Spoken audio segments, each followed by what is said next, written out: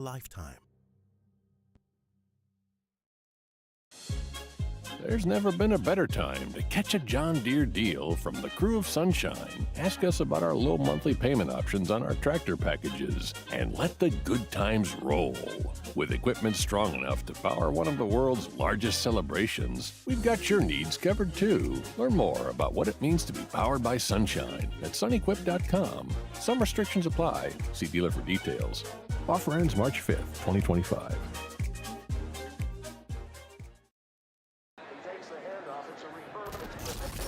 When you can't rely on technology, you can rely on Mountain Cold Refreshment.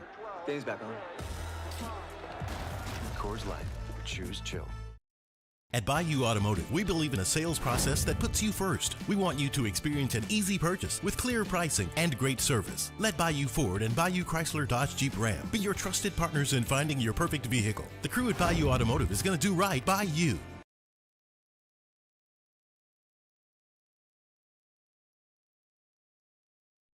This is SportsCenter.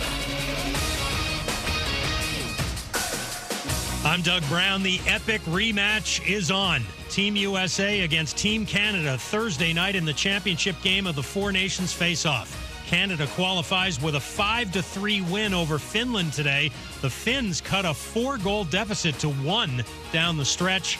The last game of the round robin is tonight. The U.S. plays Sweden with nothing at stake. At the NBA All-Star festivities over the weekend, Commissioner Adam Silver told ESPN Radio expansion will be on the table again soon. What we're saying is we will run an open and transparent process and, don't want to have backroom conversations. So being very open about that. But we will turn in the next few months back to considering expansion again. Adam Silver, the expectation is the league would try to add 2 teams. The agent for Caitlin Clark tells ESPN that the WNBA might not ever be able to pay Clark what she's worth to the league. Aaron Kane says all WNBA players should be making more. Clark will make just over $78,000 with the Indiana Fever this year. Hey, it's your resident Super Bowl champ, Chris Canty. Coming up Tuesday, I'll tell you what the best and worst case scenarios are for quarterback-needy teams. It's Unsportsmanlike, 6 a.m. Eastern, right here on ESPN Radio, ESPN2, and ESPNU.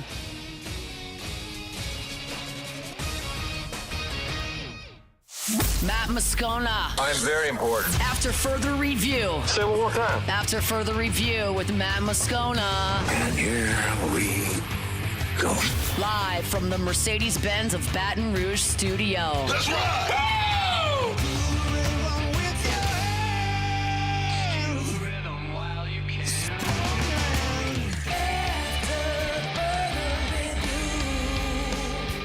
And off we go. Welcome aboard. Glad you're with us. It's AFR, presented by Relief Windows. I'm Matt. You're a loser, Matt! Hey, shut up, kid. Paul O'Neill. They're chanting Paul O'Neill's name.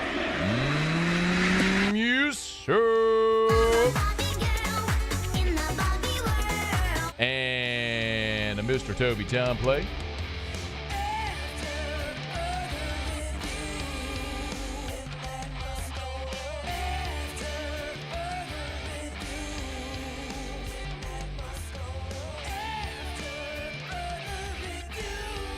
All right, we're here. Glad you are as well. Get out there and make it a good one. David Dellucci in 1 hour. LSU pitch of Jacob Myers will be here in hour 3. Maybe Ross Dillinger. Let us begin as we do every single day. It's time to pop the top on another edition of AFR with Bud Light. Drink easy. All right. Just real quick, I want to talk about opening weekend at the box. But today's a cool day. Today's 15-year anniversary of AFR. We launched the show 15 years ago today. Hard to believe, but been through an awful lot over 15 years, man. I was 27 years old when they hired me, and we launched this station at 104.5 ESPN Baton Rouge, and it has grown beyond anything I think any of us ever could have imagined. Not just the show, the station as a whole, and it's awesome. So a sincere thank you to everyone who keeps coming back and has for 15 years. 15 years of AFR. We'll do some retrospective stuff throughout the show today, which you might find humorous. There is a vault, because as Muso can attest, I don't delete any audio of anything ever. Yeah, nothing. Nothing. Matt's folder is the biggest folder in the building. It needs its own. I do a talk format and have for 15 years. Yeah. I really need my own shared drive, just an AFR shared drive. But I was looking today, and I have audio from February of 2010 saved. I was listening to a Josh Reed interview today from February of 2010. I sound like a chipmunk. We'll get some of that later. Okay. LSU baseball season opening sweep of Purdue-Fort Wayne. Yes, look, the competition was completely outclassed. Purdue-Fort Wayne, that's a bad baseball team. But LSU, over the course of its baseball history, has played many Purdue-Fort Waynes, right? They played many bad teams. Like last year, VMI and Central Arkansas came in for opening weekend and played a round robin. You play a lot of those, okay? A lot of teams that are overmatched. But seldom do you get this result. And so you ask, okay, well, what do you take of that? I always look at it like a non-conference game in football when you play like an overmatched FCS team or something like that coming in. I'm not so much concerned with the final score as I am with controlling the things you can control. Like limit the dumb penalties, protect the football, tackle, catch the football when it's thrown to you, good decision-making, limit turnovers, all that sort of stuff. So in baseball, like I want to see the pitchers throw strikes. I want to see the defense play clean behind them. I want good plate discipline so you're not chasing bad pitches. Like those types of things are what I would look for, and LSU did all of that emphatically this weekend. I'll give you a few takeaways. It's hard to start anywhere other than the pitching staff. You probably saw this. LSU pitching struck out 45 hitters over the course of the weekend.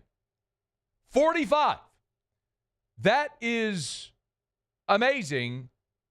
Hat tip to the great Todd Polites, who noted that is the most strikeouts combined by an LSU pitching staff on a weekend since at least 1992. That's as far back as that statistical measure goes.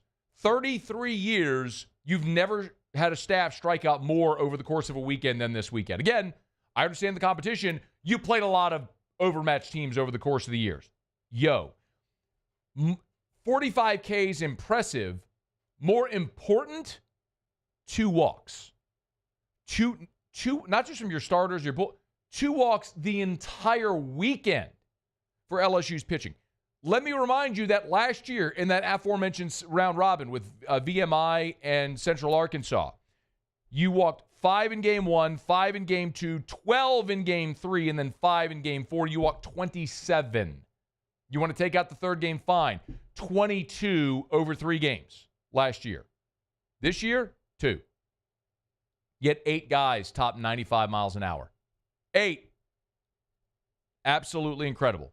The pitching staff was thin and ineffective largely last year. You are deep and talented this year. That they knew they had to address it. They went in the portal, addressed it, and my goodness, were they impressive. And by the way, you didn't even see Connor Ware or Gavin Guidry or Zach Cohen. You got 2 midweek games. You got a lot of innings to eat this week. I suspect we'll see those guys. But how impressive was the pitching staff this weekend? My goodness, just awesome. Offensively, look, I mean, the offense, you were really good this weekend. But 2 guys that you have to highlight are Danny Dickinson and Ashton Larson for different reasons. Dickinson was the highest-rated position player that you signed out of the portal coming in from Utah Valley. You wondered, like, would it translate? Hard to tell. Like, we'll know much better when he starts seeing better pitching. But 5 of 9 at the plate, homer, double, 7 RBI, a walk, was hit twice. He was awesome. I mean, dude can rake. He was actually robbed of another hit when he had a screamer at an infielder. So, I mean, dude did not get cheated this weekend. How about Ashton Larson? Didn't start the first 2 days. He DHs game 3, strikes out with the bases loaded in the first inning. All he did after that was come a triple shy of the cycle. Larson on the weekend goes 4 of 6 with a homer, a double, 7 RBI, and a walk. This guy, to talk about the depth this team has, this is a guy that was freshman All-SEC a year ago, became one of your most consistent players, was starting in postseason play last year, and here he is on opening weekend, like fighting for ABs. That goes to show you how much depth and talent there is. Now, it never finishes like it starts as far as the starting lineup and what it all may be. I mean, there were times in the opening weekend last year where Brady Neal was playing right field. Remember that? Like, it just never finishes the way that it starts. Nobody was talking about Ashton Larson opening weekend last year. Stephen Milam wasn't a starter opening weekend last year, opening day. It's an evolution, and it's a 56-game process of getting there, but hat tip to Ashton Larson, who, when he got his opportunity this weekend, made the most of it. If there's one thing that I would tell you, man, that looks like a bit of an Achilles heel, it's the backstop. We saw three. Hernandez, Arambidi, and Priester all played. Priester got just one AB in a pinch hit roll. He was 0 for 1 with a strikeout. Hernandez and Arambidi both went 1 for 4. Hernandez walked twice. Arambidi walked once. Both guys struck out once. Arambidi was hit by a pitch. So I don't know that you necessarily saw anything to separate any of them. And quite honestly, on Friday, Hernandez had a pretty rough day behind the plate. Looked pretty bad on a stolen base attempt. Had the ball pop out of his mitt a few times. It just wasn't great. He had the catcher's interference on Friday. It wasn't great. Arambidi, I thought, was better Saturday than Hernandez was on Friday. And I thought Hernandez on Sunday was probably the best of the three of the weekend. But I don't think that's in any way settled who's going to be your catcher. Not even close to being settled there. Someone's ultimately going to have to merge. My guess is, of those guys, someone's bat is going to come along to where it's going to be hard to justify not having them in the lineup. If you had the great defensive catcher, like, of course, in the past couple of years, Milazzo was your great defensive catcher. Travinski was more of your offensive guy that would obviously catch as well. But when you had to have Travinski's bat in there, he'd catch regardless of the defense. I don't know that you have the great defensive option on this team. At least it hasn't shown it through 3 games. And if that doesn't materialize, then I think it's going to be who gives you the most consistent offensive approach. And that might very well be the veteran in Luis Hernandez, the transfer from Indiana State. So Tigers looked awesome. We got to see Chase Shores return. How about his first pitch in 2 years? Pops the mid at 98, struck out 7. Was really good, man. It was so encouraging to see how it all played out this weekend. The bullpen was awesome. We got to see William Schmidt in 2 2/3 of dominant ball. I mean, just there aren't enough superlatives. It was an awesome weekend. Yes, it was an overmatched opponent, but you got to see the talent, the skill, the ability that makes this team one that everybody thinks is going to be one of the contenders in Omaha come June. 2 midweek games this week. You play Southern on Tuesday afternoon at the box, and then Wednesday you're at Nichols. So there's a lot of innings that you still have to eat. And I'll note, you didn't see Connor Ware. You didn't see Gavin Guidry. You didn't see Zach Cohen. Cohen's the Wofford transfer. We all know about Guidry's time at LSU, and then Connor Ware is the JUCO transfer. Ware's a 6'4" lefty who, I mean, Jay talked about him. Everybody was awesome in fall and in preseason. I mean, that's a guy that probably is one of your better, is probably a guy that should be in the rotation. If someone stumbles, he is probably the next guy up to get that opportunity. But over the next 2 days, I anticipate we'll probably see Guidry and Ware maybe start the next 2 days. Be really interesting to see what role Gavin Guidry falls into. Is there a spot for him to start somewhere? Is he your back of the bullpen guy? We'll see. But my guess is over the next 2 days, we'll probably see Guidry and Ware get an opportunity to start. But Guidry, Ware, Cohen, expect them to eat up a bunch of innings over the next 2 days with Southern and Nichols. All right, it's After Further Review. Show Open Every Day is brought to you by Bud Light. Drink easy with the great taste of Bud Light, the official beer of AFR. By the way, the big man on the cul-de-sac sweepstakes going on. If you remember the Super Bowl ad with Post Malone and Shane Gillis and Peyton Manning, the big man on the cul-de-sac, well, our friends at Mockler Beverage are doing an awesome giveaway right now. You can win a Traeger grill, a leaf blower, a Bud Light grill set, and the apron as well. It's the big man on the cul-de-sac sweepstakes. Go find Mockler Beverage on Instagram, Twitter, Facebook. You'll see the big man on the cul-de-sac sweepstakes post. All you got to do is post a photo of your BMOC photo, hashtag BMOC, tag Mockler Beverage, and you could win for all the deets. You can get it at their social media, so make sure you're following Mockler Beverage on social, and drink easy with the great taste of Bud Light. Okay, y'all, it's After Further Review. Every single Monday, we're brought to you by Relief Windows and ReliefWindows.com. Let me knock out our first break of the show. We'll come back. A little bit of movement as Kellen Moore is starting to finalize or looking to finalize his Saints staff, inching closer to hiring his 2 coordinators. We'll give you the latest next on AFR. After further review. We're brought to you by River City's 1 Hour Air, where they're always on time or you don't pay a dime. 752-0001, 752-0001, or 1hourbr.com. Spell it out, O-N-E, 1hourbr.com for River City's 1 Hour Air. Look for the big yellow vans and trucks with the giant clock on the side. You see them all over town. Your friends and neighbors trust River City's 1 Hour Air just like I do, because for more than 40 years now, they've been servicing Greater Baton Rouge better than anyone. Go read the Google reviews. You'll understand why. And the bottom line is they're never going to force a service upon you. They take so much pride in continuing education for their technicians so that who's coming into your house is armed with the knowledge of the best way to service you. And so whenever they go do an inspection, they'll give you a good, better, and best option. And you decide based on what your budget, your tolerance might allow. It's River City's 1 Hour Air. Give them a call today at 752-0001. 752-0001, where they're always on time or you don't pay a dime. Breck teamed up to reimagine your parks, and you imagined big. With your help, we went to work, creating 12 beautiful community parks across the parish. A family-sized water park, miles and miles of trails, and parks just for your dogs. There are more places to splash, to explore, to run wild, and even soar. You imagined, we delivered. Gold. Breck, your #1 park system in the nation.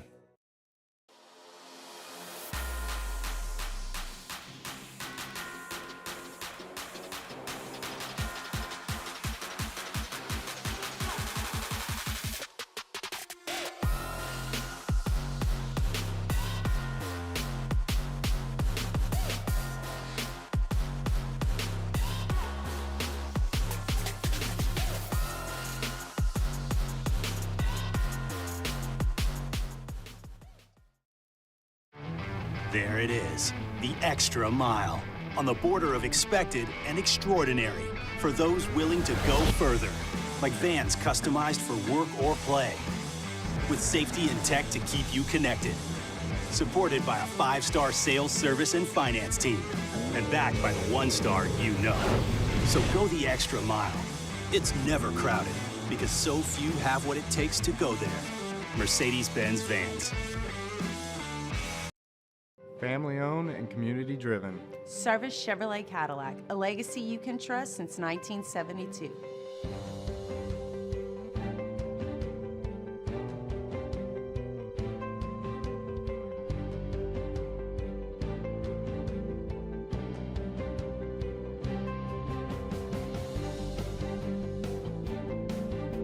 Service Chevrolet Cadillac, our family serving your family. For over 50 years. At Ochsner, we know healing is a team sport. That's why we've partnered with world-renowned orthopedic surgeon Dr. James Andrews to create the Ochsner Andrews Orthopedics and Sports Medicine Institute. Whether you're a professional athlete or a weekend warrior, our team of specialists are dedicated to getting you back in the game. So whatever your reasons are for reaching your personal best, we've only got one. You. Ochsner Andrews Institute. Long live you. Jerry and Benny Payne began Central Plumbing Company out of their driveway in Tanglewood subdivision. 50 years later and 4 generations down the road, we continue to serve Baton Rouge and the surrounding areas for all of their plumbing needs. Residential, commercial, industrial, or hospitality, Central Plumbing is here 24/7, 365. We want to thank our customers, family, and friends for 50 years of For the review, presented by Relief Windows. Windows, doors, siding, and oh yeah, they also do interior shutters.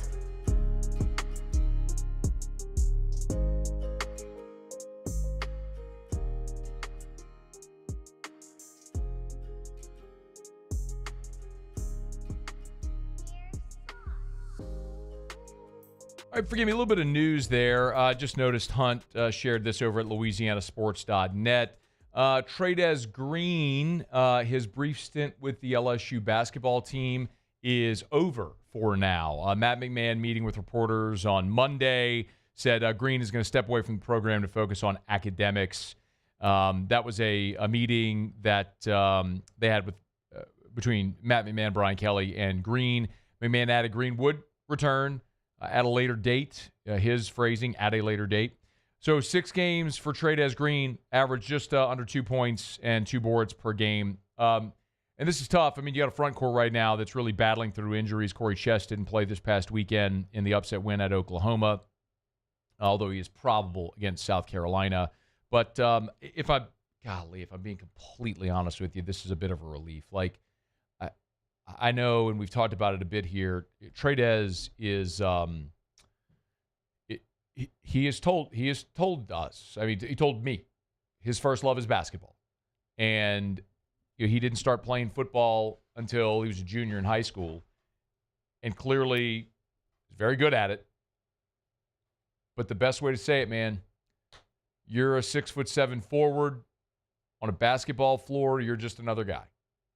You're a 6'7" tight end flexed out with a 5'11", 6-foot nickel or a linebacker trying to guard you. You are a problem. So, in the same way that guys like Jimmy Graham and Antonio Gates and others have transitioned from basketball to football because they had that skill set and coaching staff that knew how to utilize it, would stand to reason Trey'Dez Green would be in a similar vein. I'm not here to suggest that Trey'Dez Green is going to become a Pro Football Hall of Famer like Antonio Gates, but he certainly has his biggest impact opportunity, and I would love to see Trey'Dez Green going through spring football. Now, look, we talked about it when he joined basketball and the spring dates were announced. He would likely miss, if he were still with basketball through the SEC tournament, he would likely just miss the first week of spring and then could get out there and participate the rest of the way. But I'm a firm believer in spring football, the importance of spring football, because let me say that another way. I'm a firm believer in the importance of spring football for new starters and guys that are elevating. If you are an established veteran, you do not need spring football. Garrett Nussmeier does not need spring football. The only benefit this spring for Garrett is timing with new receivers. But Garrett Nussmeier doesn't need spring football. I don't think someone like Whit Weeks needs spring football. He's coming off an injury in the bowl game. I don't care not a rip if Whit Weeks is out there for any part of spring football. What I would love to see is LSU's offensive line getting reps and sorting itself out in spring. You're losing 4 starters. All those guys need every opportunity in spring they can get. When I look at your secondary, Major Burns is gone. Cy Alexander is gone. Sage Ryan's gone. For better or worse, I'm not here to say, I mean, we've talked plenty about it. I think it's addition by subtraction. I think you have better players in there. But all those guys that are new additions, you're going to need spring as a table setter for when you start fall camp. Like, start to get the terminology, start to get the checks, start to know your teammates. It's important for those guys. For Trey'Dez Green, I think spring is massively important. Every opportunity he gets to be out there with his offense, timing, learning the position, expectations, work on blocking. You got a new tight ends coach as well with Alex Atkins coming in. Anything that helps till the soil so that whenever fall rolls around, he's ready to hit the ground running in fall camp. And then for the season, yeah. I mean, all those reps are invaluable. So be it for academics or because this basketball team isn't going anywhere and he wasn't contributing very much to begin with, for whatever the reason, really, I mean, Matt McMahon saying academics, for whatever the reason, if the end game is Trey'Dez Green is going to be out there for every spring football practice, I'm for it. I think that's absolutely the best way to go. That's the news here Monday, as Matt McMahon said. Trey'Dez stepping away from basketball to focus on academics, but will return, quote, at a later date. Whether that's this year or next year remains to be seen. All I really want to see is Trey'Dez Green out there for spring practice and ready to whip behind come fall, because LSU football is going to need him to do that. All right, it's After Further Review. We're glad you're with us. We're brought to you by the Williamson Eye Center, 924-2020, 924-2020, or williamsoni.com. Call Dr. Blake Williamson. Set up that free, no-obligation consultation. Blake, the consultant, will be the one that goes on that call with you. Excuse me, it's Dr. Blake Williamson. Kyle is the consultant that's going to got my wires crossed. Kyle is going to go through that consultation with you. It's totally free, and she's great at what she does. This is not a sales pitch. It is just information gathering. She'll get some information from you to let you know what's probably a best option for you. And if it sounds good, cool. You can go meet with Dr. Blake Williamson. 924-2020, 924-2020, or WilliamsonEye.com. That's WilliamsonEye.com. All right, we'll go around the SEC coming up in just a smidge. David Dellucci is going to join us Mondays here during the baseball season. Of course, Luch from Baton Rouge, former Ole Miss great, now on the SEC Network. Looking forward to talking to SEC baseball with Luch all throughout the season. So we'll do that coming up here in 30 minutes from right now. The Saints have continued their interview process for the coordinator positions on Kellen Moore's staff. They have completed interviews with Durante Jones for defensive coordinator, and now, per Adam Schefter, Jamal Singleton is also interviewed for the offensive coordinator vacancy. So Jamal Singleton was the Eagles' assistant head coach and running backs coach this year. So Kellen Moore was on staff with Singleton this year. It's interesting because it is widely assumed, has been widely assumed, that Doug Nussmeier is going to be the new Saints offensive coordinator coming over with Kellen Moore from Philly. And there have been other assistants with the Eagles that Kellen Moore has interviewed. I thought it was interesting because last week when we were in Houston doing the show, we had our buddy Brooks Cabina on with us. And Brooks covers the Eagles for The Athletic. And this was at a point where Kellen Moore had been officially hired. There were the Nussmeier and Brandon Staley rumors or reports about the staff. And I asked Brooks about Kellen Moore coming over and possibly bringing Eagles staff members with him. And it was interesting how he presented it through Nick Sirianni's lens, the Eagles head coach, of how he normally handles his assistants who go get head coaching jobs, but then try to poach the staff. He is very encouraging for all of his coaches to go get head coaching jobs, but once they do, you're not taking any of my guys. He locks down his staff. That's something that he carried over from working with Frank Reich. Frank Reich had the same deal. Support, go get you a job, but these are my guys. This is the success we've had. So I don't think he's going to get anybody that was a part of the staff before he got there. I think Nussmeier has been his guy, and I think Sirianni will realize that. And Kevin Patullo has been Sirianni's guy back to the Colts days together, even before that. So remember, the two names that had largely been discussed were Nussmeier and Patullo. Those are the first two on the Eagles staff. So, by the way, there's Nussmeier, Patullo, and now the report of the Saints interviewing Jamal Singleton for the offensive coordinator job as well. Brooks made a prediction in that interview as well. Here it was. I think he'll only get two. I think he'll get Doug Nussmeier to come with him, and then also Kyle Valera. Those were the two that he brought with him from the Chargers.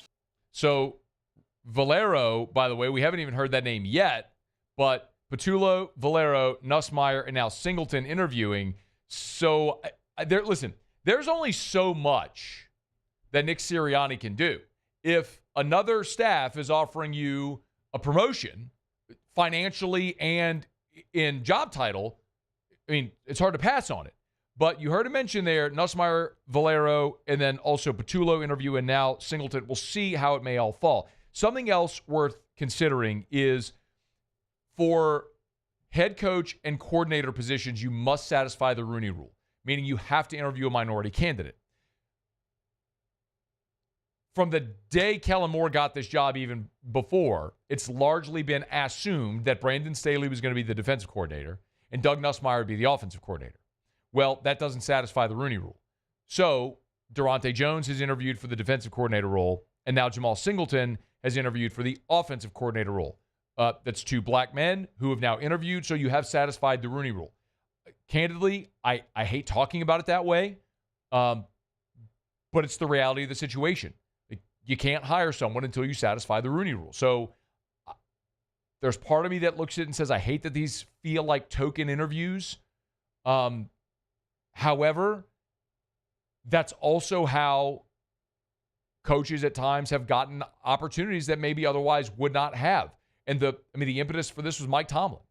That's why Mike Tomlin got the Steeler job. Is the Rooney family interviewed Tomlin. They were so impressed they offered him the job when he wasn't the leading candidate. And so it's a great opportunity for these coaches to get the opportunity to go interview and have their name mentioned. The other part of it is it does feel like it's just an obligatory exercise when you've already made your decision. And quite candidly, we could talk about how Jamal Singleton might fit. And look, he's a veteran coach. He's 49 years old. He was born in Turkey. He's in the Air Force. He coached at Air Force, Oklahoma State, Arkansas, then jumped into the NFL with the Colts, Raiders, Bengals, now the Eagles. He is a very well-traveled, accomplished coach who's 49 years old. He's a veteran. He's been coaching now for the last 23 years or 24 years. Is he capable? I'm sure, especially in an offense where Kellen Moore is going to call the plays. But from the Saints' perspective, as I look at it, I'm looking at the youngest head coach in the NFL at 36 years old, and I want to surround him with veteran, experienced coaches, particularly experienced head coaches or coordinators, guys that could be a great resource, which is why I think Brandon Staley on the defensive side would be the right hire. He's been a coordinator. He's been a head coach in the league. Look at the two teams that just played in the Super Bowl. The Chiefs, their defensive coordinator is Steve Spagnuolo. The Eagles, their defensive coordinator is Vic Fangio. These are veteran defensive minds in the NFL. That's why I think a guy like Brandon Staley, who's got that experience as a defensive coordinator, as a head coach, would serve him well. With Doug Nussmeier, he's been with Kellen Moore every year since 2018 in Dallas.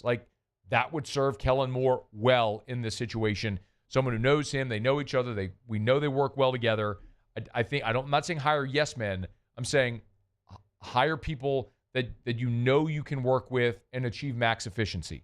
So all this will be sorted out how they play it out. But Jamal Singleton, the latest to interview for offensive coordinator, I still think that this is the way that it's going to go, is that we're going to see Staley as the defensive coordinator, Nussmeier as the offensive coordinator. But it will be interesting to see, are there any other assistants from that Philadelphia staff that Kellen Moore may bring with him? To be continued. All right, it's After Further Review. We're glad you're hanging out with us here. Monday show is brought to you by Relief Windows. Windows, doors, siding. Oh, yeah, they do shutters as well. Relief Windows and reliefwindows.com. Okay, let me knock out a break, y'all. We'll come back. We'll go around the SEC. Still a ton to do here. We have to recap the LSU basketball dramatic win over Oklahoma. The women with a disappointing loss at Texas on Sunday. Tiger pitcher Jacob Myers transferring in from Nichols. He'll be with us in hour number 3. We got a ton to do, and glad you're hanging out. It's AFR. After Further Review. You've heard me talk about hormone replacement therapy or maybe ED treatments that Goodwood Men's Sexual Wellness offers. Something that I think is just as important to mention: lowest prices and never any contracts. So if you're worried as I talk about hormone replacement therapy, am I going to get stuck into a long-term contract and spend a lot of money? Flatly, no. When you start on a hormone replacement therapy program with Goodwood Men's Sexual Wellness, they will offer you the lowest prices, and there are never any contracts at all. You can stop or leave anytime you want. If you want to learn more, go to yourgoodwood.com. That's yourgoodwood.com and set up that consultation. It's the best way you can start. You can do it in person. You can do it virtually. But have that consultation to learn if you might be a candidate for hormone replacement therapy. As for ED treatments, they've got a variety of different treatments, from pills and on and on and on. To find what's best for you, log on to yourgoodwood.com. For Goodwood Men's Sexual Wellness, yourgoodwood.com. At Bayou Automotive, we believe in a sales process that puts you first. We want you to experience an easy purchase with clear pricing and great service. Let Bayou Ford and Bayou Chrysler Dodge Jeep Ram be your trusted partners in finding your perfect vehicle. The crew at Bayou Automotive is going to do right by you. At Atmos Energy, our Smart Choice solutions help customers save energy and emissions with rebates up to $500 off high-efficiency natural gas appliances, smart thermostats, and weatherization upgrades. Together, we're fueling our energy future.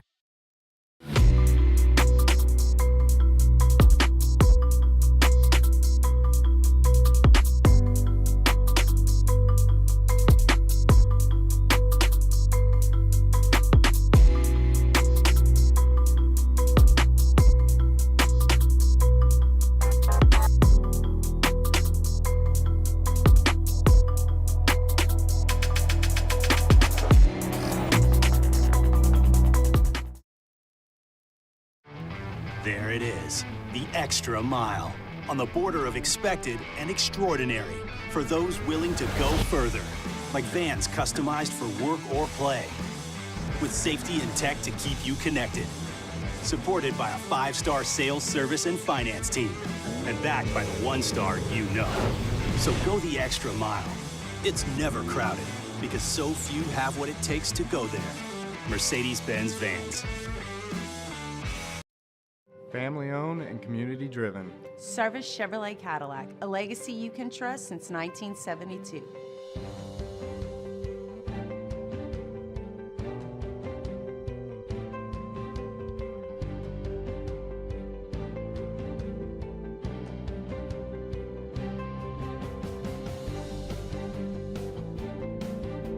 Service Chevrolet Cadillac, our family serving your family. For over 50 years.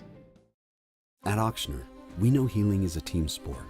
That's why we've partnered with world-renowned orthopedic surgeon Dr. James Andrews to create the Auctioner Andrews Orthopedics and Sports Medicine Institute. Whether you're a professional athlete or a weekend warrior, our team of specialists are dedicated to getting you back in the game. So whatever your reasons are for reaching your personal best, we've only got one. You. Auctioner Andrews Institute. Long live you. Jerry and Benny Payne began Central Plumbing Company out of their driveway in Tanglewood subdivision. 50 years later and 4 generations down the road, we continue to serve Baton Rouge and the surrounding areas for all of their plumbing needs. Residential, commercial, industrial, or hospitality, Central Plumbing is here 24/7, 365. We want to thank our customers, family, and friends. After further review, presented by Relief Windows. Windows, doors, siding, and oh yeah, they also do interior shutters. Looked good until the very last second. 2-2 and a swing and a miss. 96-mile-an-hour heater. Chase Shores, of course, strikeout 4 on the day, and there's one gone. I thought he was great. I just think he pounded the zone. But the off-speed stuff was outstanding. Fastball command. Just seemed like it was 1-2 to every hitter. He did not chase the count at all today and did a great job. Jay Johnson on Chase Shores, the long-awaited return nearly 2 years after he went down with a UCL injury. He had Tommy John miss all of last season. We know it by now. How imposing when your first 2 pitchers you run out there, Cade Anderson, Anthony Ianson, and then your game 3 guy is this giant, 6'8", dotting 98.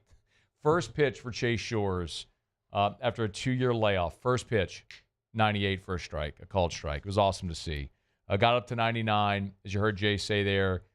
Was never chasing the count. Didn't walk anybody. Chase Shores was pretty fantastic.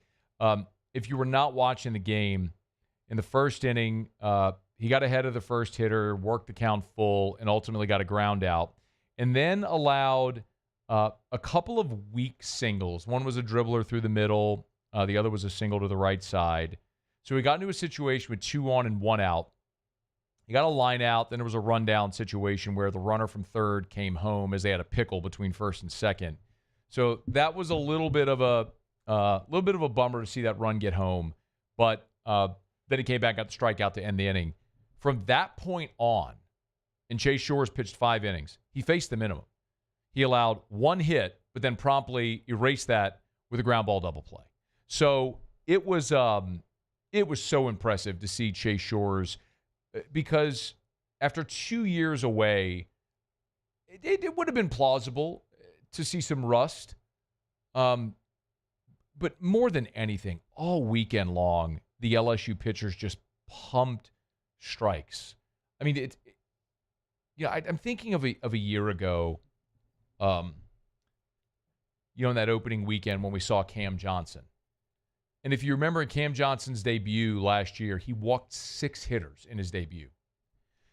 And it's significant because remember Cam Johnson was the lefty who, from IMG Academy, and he was the highest, rated left-handed prospect ever to show up on campus, because dudes that throw 98 from the left side just don't typically pitch in college baseball.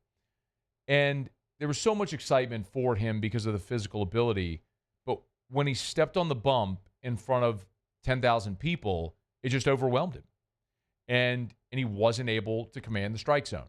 That's something everybody LSU handed the ball to this weekend was able to do, which was great to see. And actually, that's something that Jay Johnson said after the weekend was about managing the strike zone, not only for the pitchers, but also from the hitters.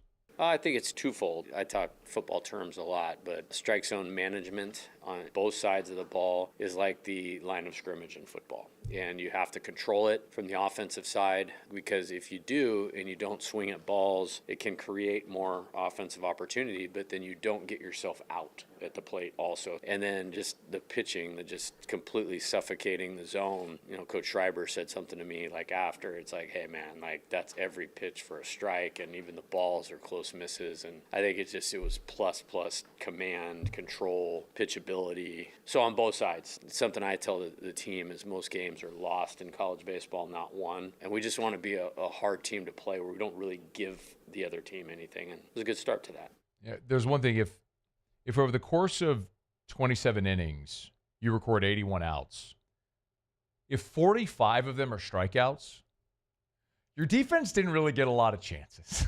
So that's going to be something worth seeing, how the defense plays behind these pitchers. They will certainly get more chances as the season goes along, but by and large, I thought they were really good. Chris Stanfield was good in center. There was one ball, I believe it was on Saturday, where it was a ball hit to left center, and it looked like it was going to be a tough play, and he was just jogging to it, coasting.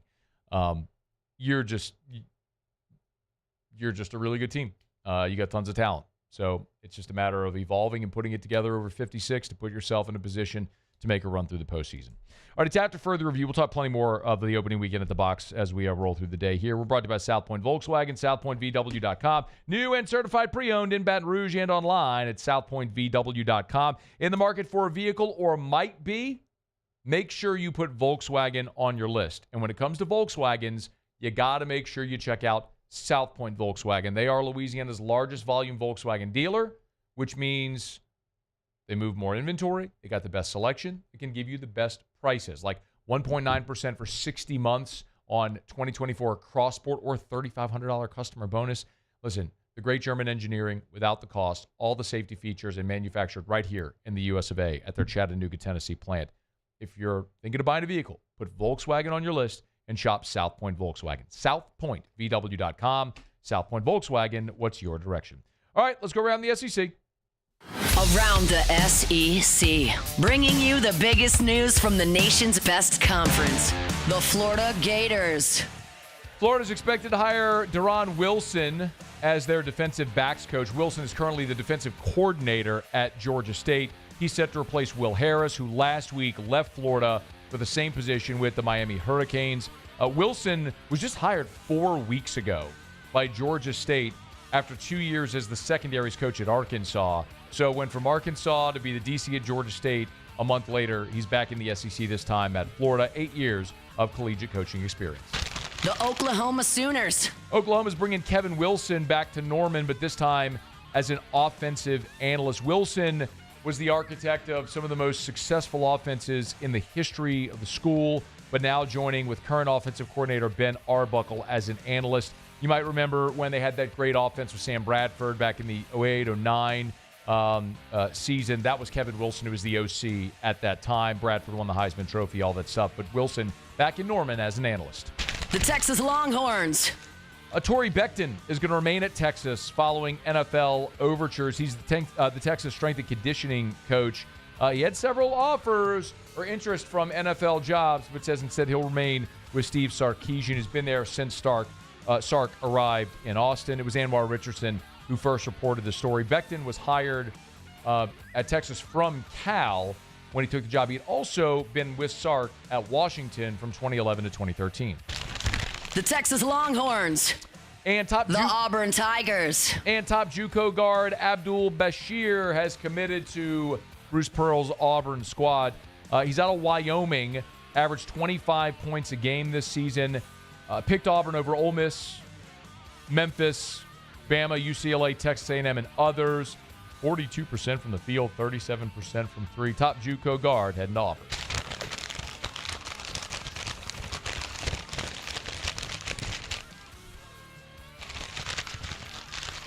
All right, there you have it. That is around the SEC. We're glad you're with us.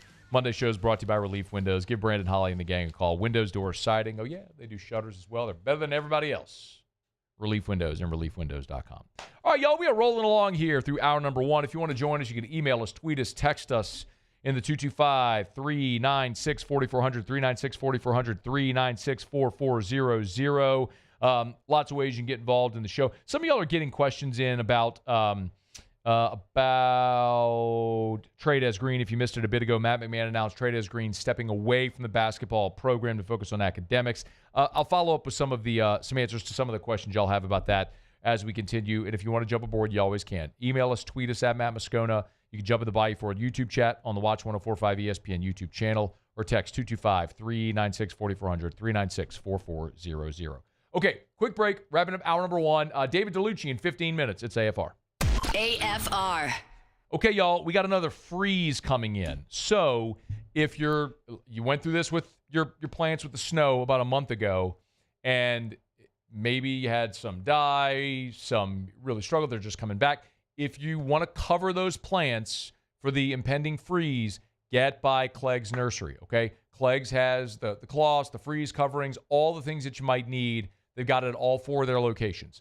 Siega near Airline, LA 16 in Denham, Mid-City on Donmore, and the Garden Center on Greenwell Springs. You can buy any of their 4 locations to pick up any of those supplies. I would also highly recommend stay up to date on their Facebook page. They do a great job of every time they have new inventory coming in, or if they're sold out of something, they always go update it on Facebook. So make sure you're following Clegg's on Facebook to get all the latest info there. With freeze coming in, y'all take care. Buy local, shop local. Tell them I sent you to Clegg's Nursery. Gulf Coast Bank and Trust is giving our customers the power to bank anywhere, anytime during this challenging event. And we're right there with you. Our mobile banking app is a smart way to manage your money and time.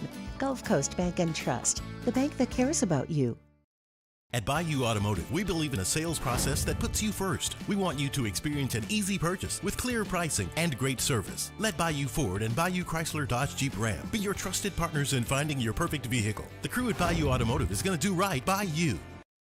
At Auctioner, we know healing is a team sport. That's why we've partnered with world-renowned orthopedic surgeon Dr. James Andrews to create the Auctioner Andrews Orthopedics and Sports Medicine Institute. Whether you're a professional athlete or a weekend warrior, our team of specialists are dedicated to getting you back in the game. So whatever your reasons are for reaching your personal best, we've only got one. You. Auctioner Andrews Institute.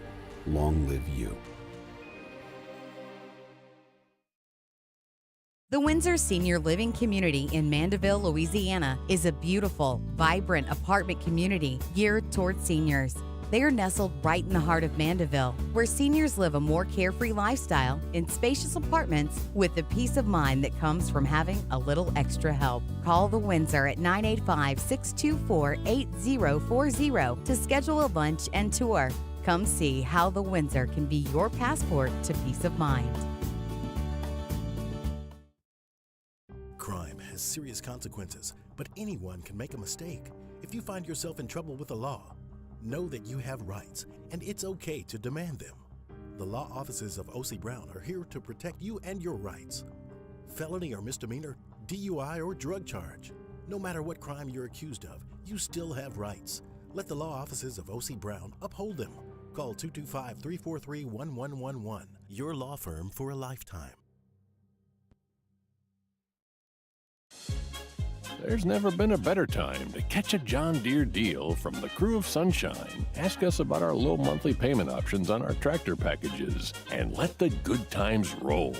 With equipment strong enough to power one of the world's largest celebrations, we've got your needs covered too. Learn more about what it means to be powered by Sunshine at sunequip.com. Some restrictions apply. See dealer for details. Offer ends March 5th, 2025. There it is, the extra mile, on the border of expected and extraordinary, for those willing to go further, like vans customized for work or play, with safety and tech to keep you connected, supported by a 5-star sales, service, and finance team, and backed by the 1-star you know. So go the extra mile. It's never crowded. After further review. Presented by Relief Windows. Windows, doors, siding, and oh yeah, they also do interior shutters. We'll stop traffic. We got some news. Sean Payton has identified his new special teams coordinator. Care to take a guess who his special teams coordinator is going to be? Who's he got? Some young up-and-comer? No. No? No, not going that route. Well, diamond in the rough for Sean Payton, vet, maybe? That would be a very Sean Payton move. Yeah. To think he's the smartest guy in the room. It's true. Find the guy nobody else is looking at. Exactly. Because, like with the quarterback he took in round 7, traded back in to get, remember? Tommy Stevens. That's it. Tommy Stevens. Tommy Stevens. Yep. Had a great career in New We'll Orleans. show you. We'll give up future picks to come back in just to spite you. It's like Larry David with his spite store. Latte Larry's. How about that? A little pop culture reference for your boy. It's probably about 10 years old, though. Now, you don't even know what I'm talking about, do you? Curb Your Enthusiasm. I was going to say Curb Your Enthusiasm, but yeah. That's not bad for me. You kind of beat me to it. That's not bad for me. That's a pretty good, as far as current, I mean, yeah. At least I didn't go like Anchorman, which I love. That was 20 years ago. I think Curb Your Enthusiasm still has a pretty big fan base there, too. I think a lot of people find the show now. So I don't think that's as dated as you might think. The Spite Store has just been a minute. Yeah. But that's really what Sean Payton did whenever he traded back into round 7. Because remember, they were going to sign Tommy Stevens as an undrafted free agent, and then he got word. Who was it? Carolina. That's right. Carolina. It was Carolina. Carolina was because it was Joe Brady. Joe Brady, yeah. That's right. He's like, oh, no, you're not. We're giving up future assets to move back in and take a guy that's not going to make our team just so you can't. That'll show you.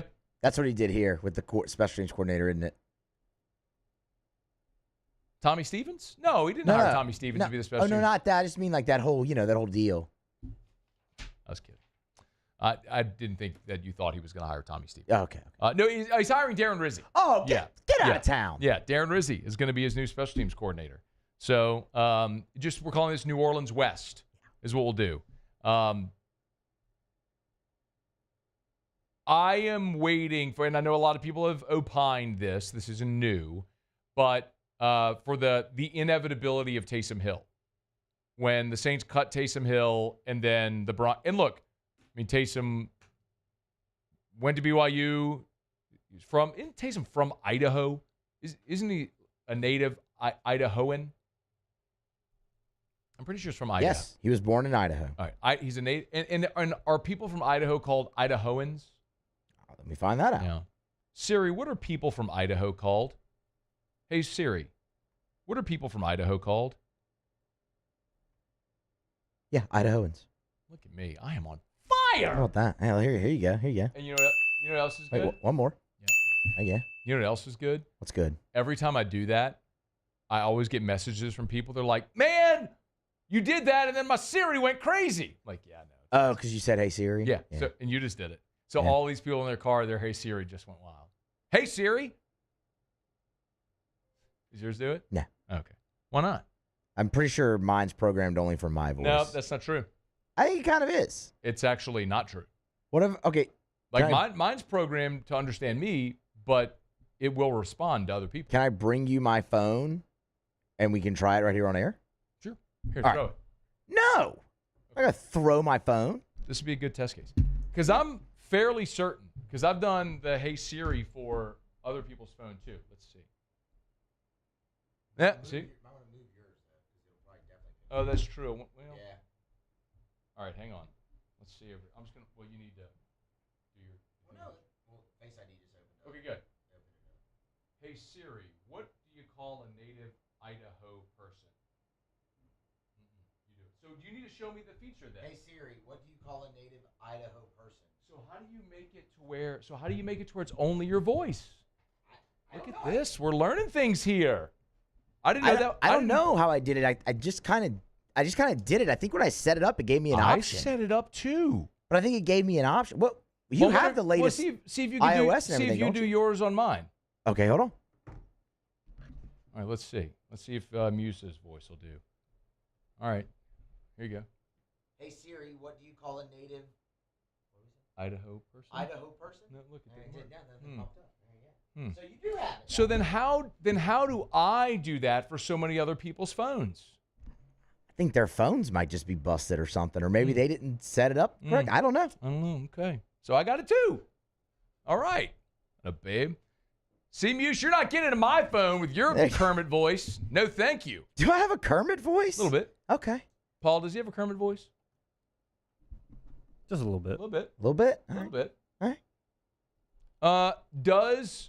New question, maybe you can put this on Twitter poll, does Muso have a Kermit voice? I think there's a little hint of Kermit in there. Okay. Kind of like the raspiness there, maybe? Easy, being green. That sounded more like Pee Wee Herman.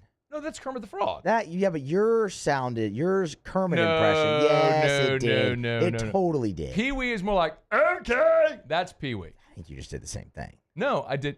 It ain't easy being green. That's what I did. You just couldn't hear it because you were talking in your Kermit voice and you needed mine. Oh, we have 1 minute? We have 1 minute. Well, since Muse yard sailed this segment with all those nonsense about Siri and whatnot, way to go, Muse. We learned something. We did. And this will give me an opportunity to take a sip of Evermore. There you go. So we were here on Friday, and Michael Papierski took my Evermore bottle. Thankfully, I've got my own Evermore water bottle that I keep here at work as well, so I can always stay hydrated with the delicious taste of Evermore. If you think water is just water, I challenge you. Buy a bottle of whatever crappy water you normally drink. Buy a bottle of Evermore. Drink them side by side. You'll never go back. Better form of hydration. Healthier option for your family. Better form of hydration for elite athletes. It's Evermore. EVAMOR. Evermore.com. That's Evermore.com. Okay. Grab a break. SportsCenter's coming up. We'll get you caught up on national headlines. When we come back, David Dellucci recapping an opening weekend of college baseball around the Southeastern Conference. Don't you move. AFR. Well. Valentine's weekend in the rear view mirror. Supper Club. What an exquisite weekend. If you don't follow Supper Club on social media, why not? You need to. They posted some great photos from Valentine's weekend over at Supper Club. And I'm going to tell you, man, you'll get a sense, you probably get a little FOMO when you check out these photos, because you'll get a sense of why Supper Club and how Supper Club goes above and beyond to create unforgettable experiences. Listen, I tell you about the dining experience all the time and how you can get Wagyu and Japanese omi beef and the herb beef that you literally can't get anywhere else in the state and only a handful of restaurants in the entire country. The food experience is unmatched. That's not even a question. But the experience at Supper Club, well, you just got to find out. There it is, the extra mile, on the border of expected and extraordinary for those willing to go further, like vans customized for work or play, with safety and tech to keep you connected. Supported by a 5-star sales, service, and finance team. And backed by the 1-star you know. So go the extra mile. It's never crowded because so few have what it takes to go there. Mercedes-Benz Vans. Jerry and Benny Payne began Central Plumbing Company out of their driveway in Tanglewood Subdivision. 50 years later and 4 generations down the road, we continue to serve Baton Rouge and the surrounding areas for all of their plumbing needs. Residential, commercial, industrial, or hospitality, Central Plumbing is here 24/7, 365. We want to thank our customers, family, and friends for 50 years of success. And looking forward to 50 more.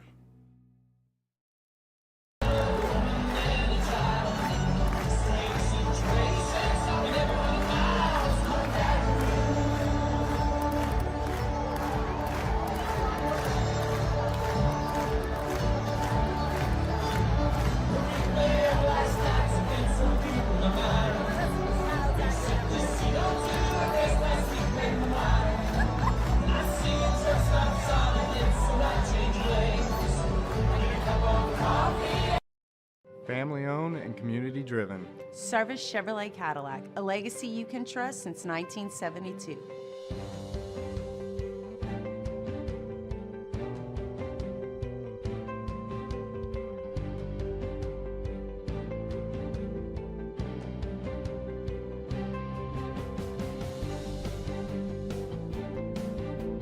Service Chevrolet Cadillac. Our family serving your family. For over 50 years. At Auctioner, we know healing is a team sport. That's why we've partnered with world-renowned orthopedic surgeon Dr. James Andrews to create the Auctioner Andrews Orthopedics and Sports Medicine Institute. Whether you're a professional athlete or a weekend warrior, our team of specialists are dedicated to getting you back in the game. So whatever your reasons are for reaching your personal best, we've only got one. You. Auctioner Andrews Institute. Long live you.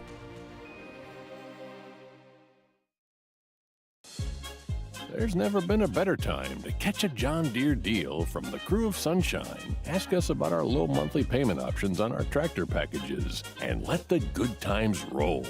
With equipment strong enough to power one of the world's largest celebrations, we've got your needs covered too. Learn more about what it means to be powered by Sunshine at sunequip.com. Some restrictions apply. See dealer for details. Offer ends March 5th, 2025.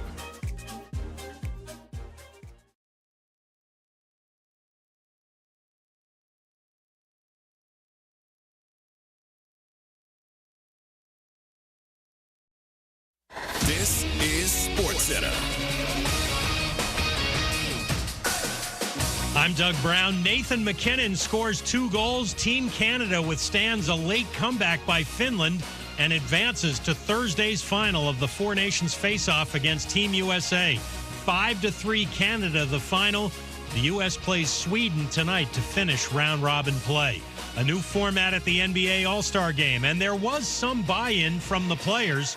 But speaking of buying, Anscape's Justin Tinsley believes another strategy might be needed. At some point, Adam Silver, he's going to have to put a pot of money involved in it. That's the only way to get this game as reasonably competitive as one could expect. Justin Tinsley on Clinton and Friends, a college basketball doubleheader on ESPN starting at 8 Eastern, third-ranked Duke at Virginia, then number 19 Arizona at Baylor. The Duke-Virginia game also here on ESPN Radio at 7:30 Eastern. For the first time since 2019, Notre Dame is the number 1 team in women's college basketball. The Irish host 11th-ranked Duke on ESPN at 6 Eastern. Hey, it's your resident Super Bowl champ, Chris Canty. Coming up Tuesday, I'll tell you what the best and worst case scenarios are for quarterback-needy teams. It's on Sportsmanlike, 6 a.m. Eastern, right here on ESPN Radio, ESPN2, and ESPNU.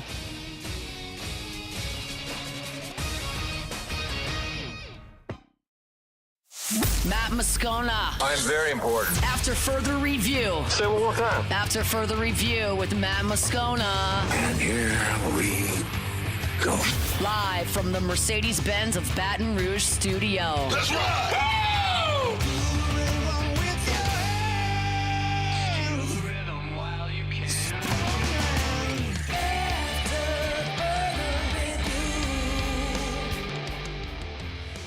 Hour 2, off we go. Welcome aboard. Glad you're with us. AFR, presented by Relief Windows. I'm Matt. This is Shaq O'Neal, and I hate Matt. Paul O'Neal. They're chanting Paul O'Neal's name.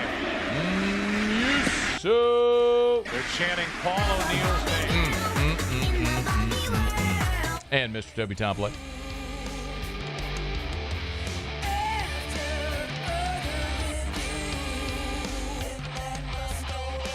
All right, we're here. Glad you are as well. Get out there and make it a good one. LSU pitcher Jacob Myers, 1 hour from right now. You won't want to miss it. What a debut he had. But then again, everybody did. LSU pitching struck out 45 over the weekend, walked just 2.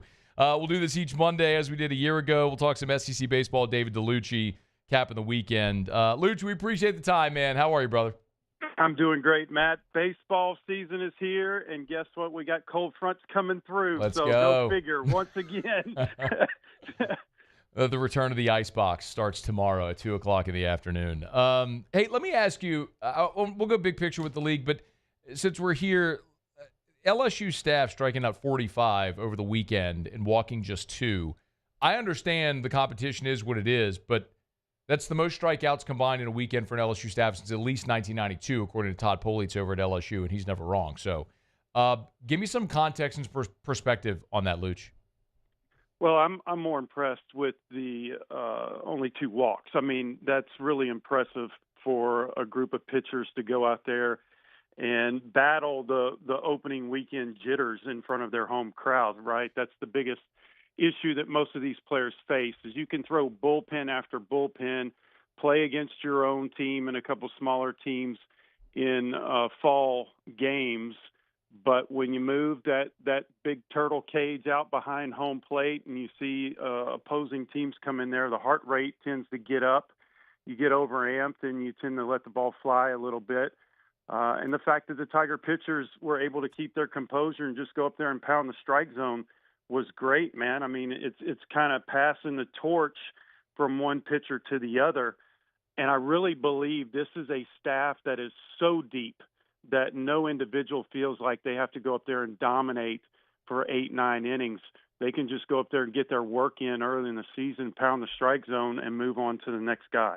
Was when you look at in the opening weekend like this, where the quality of the competition across the league, say for like Ole Miss and Texas going and playing in the Shriners, the quality of the competition was down. What do you look for takeaways in an opening weekend like this? Well, I want to see how guys go out there and handle the bat with the strike zone. I want to see what the pitchers do. Can they work ahead in the count? That's what the pitchers did. They were not chasing the count. We saw that a lot last year. LSU pitchers got ahead, 0-1, 0-2 often. The batters went up there. They swung at good pitches. They weren't, trying to hit the long ball. I think it's a team this year that understands that there are table setters in the top of the lineup, and there are big guys that are going to hit the home run like Jared Jones. The most important thing offensively is to protect Jared Jones and have everybody in their position do what they're supposed to do. Stanfield this year is a huge acquisition at the top of the lineup. He's going to get on base. He'll set the table.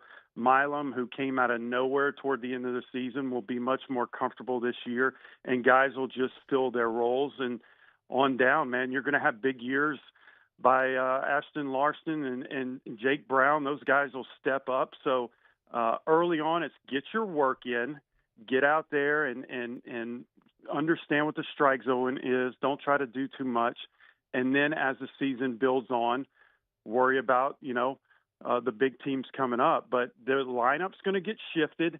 Guys understand that as well, and it's just go out there and play. And if you get big leads, you let other guys on the team get at bats and get opportunities to get on the mound, which we saw this weekend. What do you think about Ole Miss in the weekend they had there at the Shriners?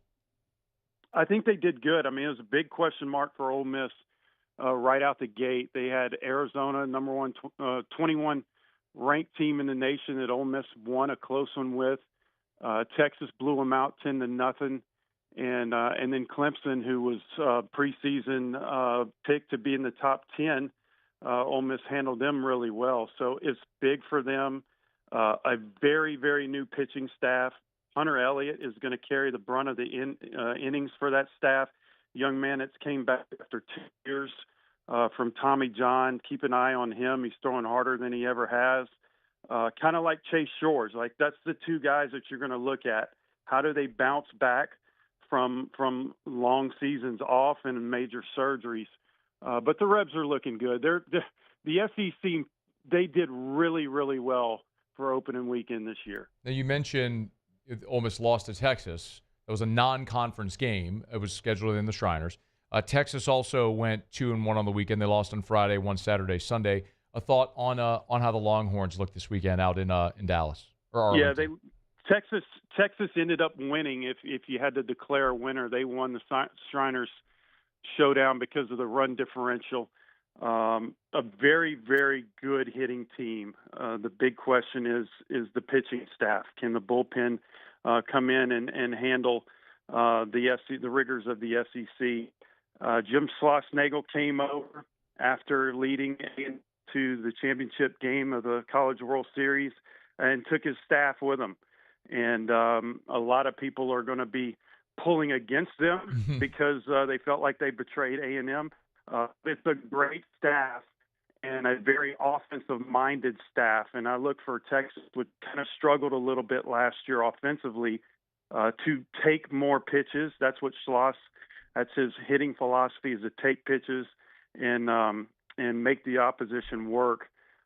Texas is a very, very good team. They will be very scary this year because of that. And then their big rivals, and picked preseason number one, really had a good opening weekend as well. Mike Early stayed back to be the head coach. He was the hitting coach. And that's a huge rivalry to keep your eye on. Yeah, so I was going to say the one assistant he didn't take with him to Texas was Early, who's now the head coach at A&M. Any other takeaways from A&M's opening weekend? No, they handled business the way they were supposed to. Jace Laviolette is going to be in the running for Player of the Year. He hit 3 home runs opening weekend. That's a guy that will do really well in his 3rd season. He'll be a 25-plus home run guy, but his supporting cast, Gavin Grahovac and Hayden Schott, these are all veteran guys that returned, did not transfer, did not go play pro ball. They returned to try to win it all this year, and ingredients are there for an A&M. They've got a great pitching staff. They've got a solid core group of hitters, a very, very good team overall. The 2 Texas teams will be very competitive.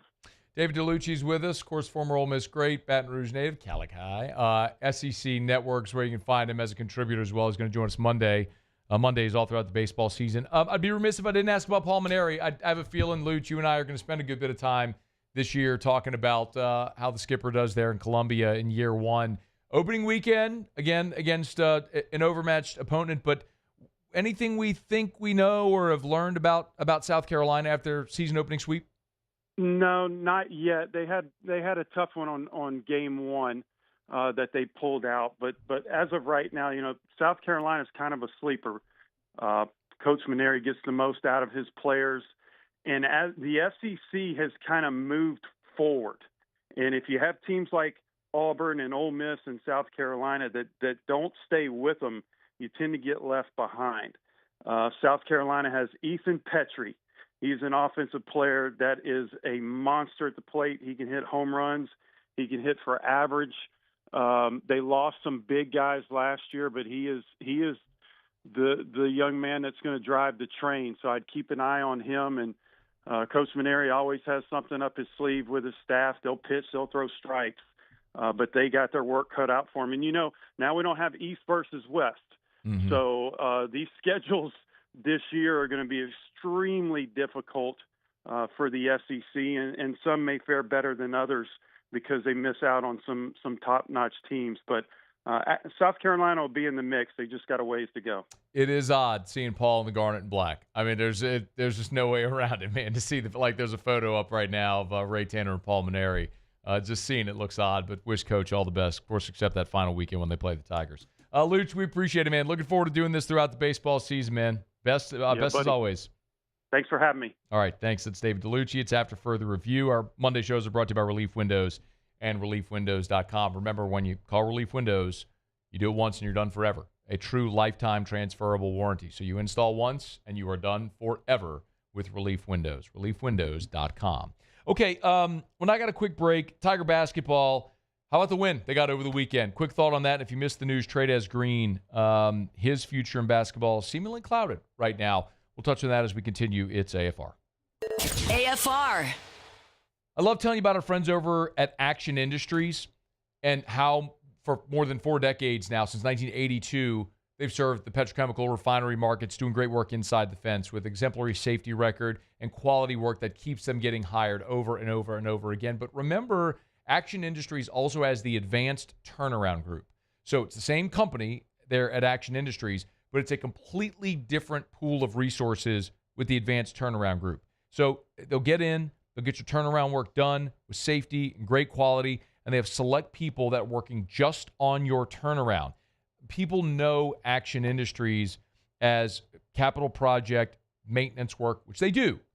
This is their turnaround division, the Advanced Turnaround Group. So, a great local company with the resources committed to getting your turnaround work done safely, effectively, efficiently. It's Action Industries in the Advanced Turnaround Group. Learn more. It's Action Industries, proud partner of LSU Athletics.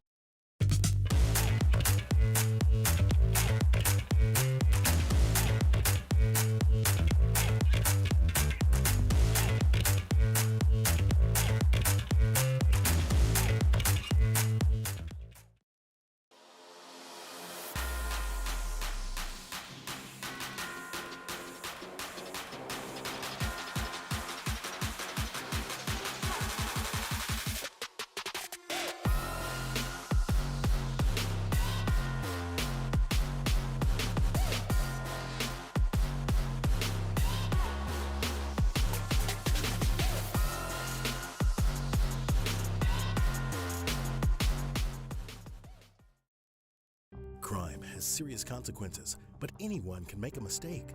If you find yourself in trouble with the law, know that you have rights, and it's okay to demand them. The law offices of O.C. Brown are here to protect you and your rights. Felony or misdemeanor, DUI or drug charge. No matter what crime you're accused of, you still have rights. Let the law offices of O.C. Brown uphold them. Call 225-343-1111. Your law firm for a lifetime. There's never been a better time to catch a John Deere deal from the crew of Sunshine. Ask us about our low monthly payment options on our tractor packages and let the good times roll. With equipment strong enough to power one of the world's largest celebrations, we've got your needs covered too. Learn more about what it means to be powered by Sunshine at sunequip.com. Some restrictions apply. See dealer for details. Offer ends March 5th, 2025. There it is, the extra mile, on the border of expected and extraordinary, for those willing to go further, like vans customized for work or play, with safety and tech to keep you connected, supported by a 5-star sales, service, and finance team, and backed by the 1-star you know. So go the extra mile. It's never crowded, because so few have what it takes to go there. Mercedes-Benz Vans. Family owned and community driven. Service Chevrolet Cadillac, a legacy you can trust since 1972.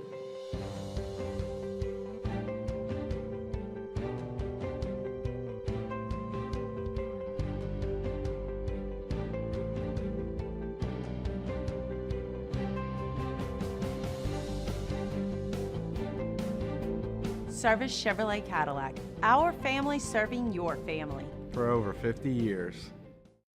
At Bayou Automotive, we believe in a sales process that puts you first. We want you to experience an easy purchase with clear pricing and great service. Let Bayou Ford and Bayou Chrysler Dodge Jeep Ram. After further review, presented by Relief Windows. Windows, doors, siding, and oh yeah, they also do interior shutters.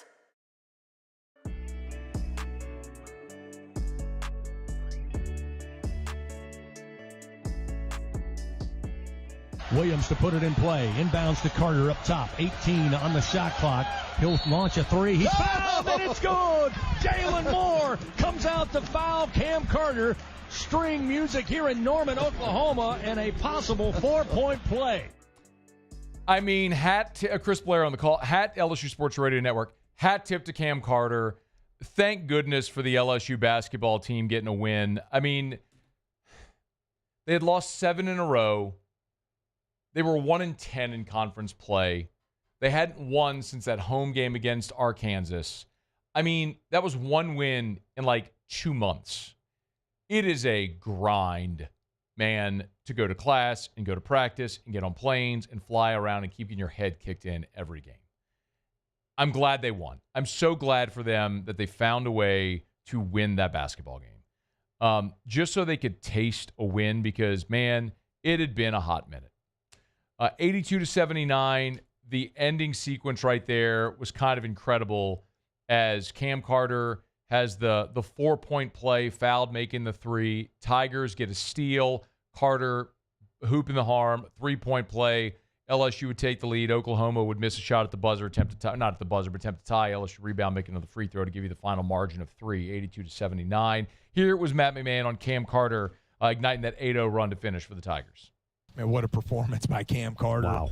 And, you got to find ways to win. And I guess we were down 5 there with 25 seconds to go. And I think Coach Brady said we finished the game on an 8-0 run in 20 seconds, which you don't see every day. So, it just speaks to the resiliency of our players and their will to find a way to get the W. Think of that as the contrast of what happened in the Ole Miss game where you had that game won and you gave it away, where you allowed them to go on a 13-0 run over the final 3 minutes of the game to beat you when with under 3 to play, you had a 98% win probability on your home floor. So over the course of a long season, sometimes you have those go your way and sometimes they go the other way. And so those clearly flipped. You probably didn't have much business winning that game, but you did. You had no business losing the game to Ole Miss, but you lost. So here you go. You got one back, and that's good to see. Listen, LSU's 13-12. They're 2-10 in the league. Next time out, tomorrow, they're going to play South Carolina at the Maravich Center, and South Carolina is the worst team in the conference. They're winless at 0-12, and my goodness, you got to win this game. They haven't posted a line yet on it, but LSU, according to ESPN Analytics, has about a 70% chance of winning that game, and it's a game LSU should win at the Maravich Center. But after that, like, prepare yourself for the reality that you're not winning again. Like we've talked about, the Final Five are brutal. You host number 2 Florida, number 6 Tennessee. You're at Mississippi State, at Kentucky, then home against number 7 A&M. Of your Final Five, 3 are against top 10 teams, and the 2 that aren't are road games at State and at Kentucky, who are both ranked. You're not winning any of your 5 remaining games. So you have a chance to win against South Carolina to get a 3rd league win. Do that. You're going to lose your Final 5. You'll be 3-15. You go to the SEC tournament, probably get bounced in the opener, and then you start looking toward the future and what's going to be next. And I know a lot of people are asking that question. And like we talked about here on Friday, like I've talked about on Locked on LSU and Morning Scone and every platform that I've done, keep getting asked this question about Matt McMahon's future, and I'm emphatic. Like, Matt McMahon is not getting fired. He is going to be back next year. And the thing that I would tell you here is the same thing along the same lines that I told you at the end of November, really that first Wednesday of December on signing day. If you remember, Bryce Underwood had flipped, and you missed Jakeem Stewart, and Kate Phillips flipped, and everyone was melting. And what I knew is that LSU was about to take all that money and dump it into the transfer portal. And so I sat here in this chair at this microphone, and I told you, talk to me in a month. Talk to me in a month, because if they go finish with a top 10 signing class, get Nussmeier back, get Harold Perkins back, which was leaning toward, and go sign the number 1 portal class, we're having a very different conversation, which they did. So here's something similar I'll tell you about LSU basketball. And I said this last week, and I'll repeat it here again. LSU, they're not firing Matt McMahon. Okay? I know some of you want that to happen. It's not happening. So you need to just park that, punt it. They're not going to fire him after this year. Okay? My point about McMahon, though, is, and I don't know if he is the guy to get LSU over the hump. I don't know if he is. I also don't know that he isn't. What I do know is LSU this year spent a hair under $2 million in NIL on its roster. Auburn spent $8 million. When Auburn and Bama and Florida and Tennessee and Arkansas and Kentucky, when these teams are spending, I was even told Vandy, Missouri are north of $5 million. When that's the reality you're going up against every day in the league, and you spent less than $2 million on your roster, you're sending Matt McMahon to a gunfight with a knife. Again, I don't know if he can win big at LSU. I don't know. What I do know is this isn't a fair fight. So if you really want to find out, give him the resources. So what I'm going to tell you here today is I'm expecting that within the next couple of months, we are going to hear finalized plans for a new arena for LSU basketball. And if I'm wrong, y'all can point the finger and laugh at me and say, Scone, you suck, you stink, you don't know anything. That's fine. Say what you want. But they've talked about it, and I'm anticipating that this spring we're going to hear about plans for a new arena. There have been a lot of different things discussed, from replacing the PMAC to building a new arena where the track facility is and then moving the track facility down by the river, or building the new arena down past the new box down by the river that way. And by the way, I think that's the plan that they're going to go with. LSU working in conjunction with the LSU Foundation and the city of Baton Rouge and all that stuff. Announced plans for a new arena. And as I've been told, they're going to invest in the basketball roster next year.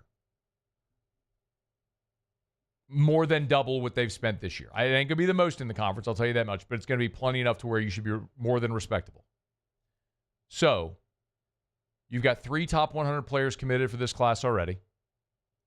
You're about to go dump a bunch of money into your roster for next year, and you're about to announce plans for a new arena. That should get momentum going in a positive direction for this basketball program.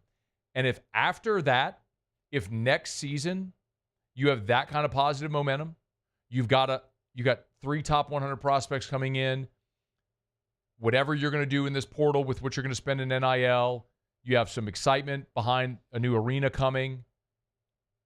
If with all that, you're still looking up and you're 3-15 in the conference, yeah, you got the wrong guy. But I'm being very clear. I'm not pounding the table telling you Matt McMahon is a great coach and is going to win big. I'm not telling you that. There's nothing we've seen so far that would suggest he is. I also can't honestly sit here and tell you that I know definitively he's not. Because what also is an absolute fact is this ain't a fair fight. If you're not going to invest in your basketball program, you can't expect great results. And to this point, LSU has not invested in its roster or its facilities the way other schools have. I mean, all y'all love talking about Will Wade. Will Wade sat here and bitched for years about rain getting into the practice facility. Remember that? That's a guy that actually had you winning. So what are you going to be? I'll say it again. What are you going to be? The same way I told you in December, talk to me in a month. I'm going to tell you the same thing right now. Talk to me after the spring portal window. And if at that point, LSU signed one of the top classes in the country, they've dumped money into the portal and got one of the top portal classes in the country, they've announced plans for a new arena, talk to me at that point and let me know how you feel. We'll see. But it was nice to see him get a win. It was nice to see the team get a win because losing sucks. Losing sucks. And these dudes go out there and they had lost 7 in a row and, 10 of 11. And that ain't no fun. So I'm glad they found a way to get it done. Tomorrow is gettable. They can beat South Carolina. It's gettable.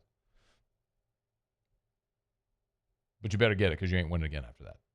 All right, it's After Further Review brought to you by Lee Michaels Fine Jewelry, lmfj.com, lmfj.com. Jens, did you screw it up on Valentine's Day? If she was disappointed, the best way to make it up to her, thrill her with a gift in the red box from Lee Michaels Fine Jewelry. 9 locations in all, 2 in Baton Rouge. Corporate Boulevard, Mall of Louisiana. The Mall of Louisiana location is on the first floor of the food court, right there at the first floor beneath the food court. Corporate Boulevard in Bocage. New Orleans, Lafayette, Shreveport, online at lmfj.com, lmfj.com. Remember, every single diamond you see in the case is hand-inspected by a family member before it goes into the case. So you can have the confidence you are only buying the highest quality diamonds in the world. Scott goes all over the world on these diamond buying trips to bring the best selection back to the Lee Michaels consumer. That's you. Experience Lee Michaels.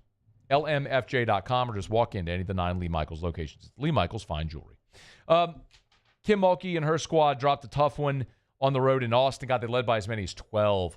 They led by as many as 12 in the third quarter, but Texas was able to rally and get it done. Woeful shooting first half for Texas. LSU's defense was really good. Texas cranked up the defensive intensity in the fourth quarter and ended up racing past LSU for a 7-point win. There was really one difference in the ball game. Both teams played pretty well, played a good defense. It was a defensive game. Texas shot 21 free throws. Texas made 21 free throws. When you go 21 for 21 from the line, I mean, you're going to be hard to beat. Here was Kim Mulkey after the game on what went wrong for the Tigers in the fourth quarter. I probably should have substituted more of my perimeter players throughout the game, and I didn't. So that's on me. You have to execute and be extremely tough when it requires the toughness of you. We had how many inbounds plays that we got violations on? Well, if you're the point guard throwing it in your head, you got to know the 5-second count. Call a timeout. Execute a play when you leave a timeout and go do it. So I think that was probably the difference in the game is just the toughness and the ability to execute when it got to be crunch time. If there's one positive, South Carolina got blown out by UConn. Now, South Carolina's got 2 losses on the season. LSU's got 2 losses on the season. If you missed it on Sunday, the NCAA released their projected top 16. They had LSU on the 2 line. That was before the loss to Texas. It's probably where LSU sticks. But if you run the table, which is doable in the regular season, but if you run the table and win the SEC tournament, which would likely also include a win against South Carolina, if you do that, you could creep back or creep onto the 1 line. So we'll see. A lot still to play for. They're in great position. Disappointing. Look, you went on the road, you played a tough game, and you lost to a top 5 team in the country. Happens. A lot of basketball still to play, but the LSU women's basketball team, tough loss against Texas, but a lot still ahead, and continue to follow. All right, it's after further review. LSU pitcher Jacob Myers in 30 minutes. He'll be in studio with us. Let me knock out a quick break. It's AFR. AFR. You know, I tell you all the time about the more than $2 billion in damages that Gordon McKernan and his team have recovered for their clients. If you don't believe me or you just want to see it because it's kind of impressive to see, go to the website. Go to getgordon.com and hit client results at the top. Go to getgordon.com and hit client results at the top. And you can see everything. And Gordon will say, look, big or small, we handle them all. There's a $575 million shared tobacco settlement right there. $222 million HMO verdict on deceptive insurance practices. The point is, there's chemical exposure. There's mass tort settlement on an explosion.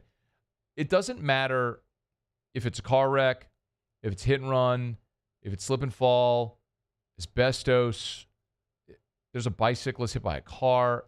The bottom line is, if you've been injured and it's not your fault, get Gordon and get it done. Gulf Coast Bank and Trust is giving our customers the power to bank anywhere, anytime during this challenging event. And we're right there with you. Our mobile banking app is a smart way to manage your money and time. Gulf Coast Bank and Trust, the bank that cares about you.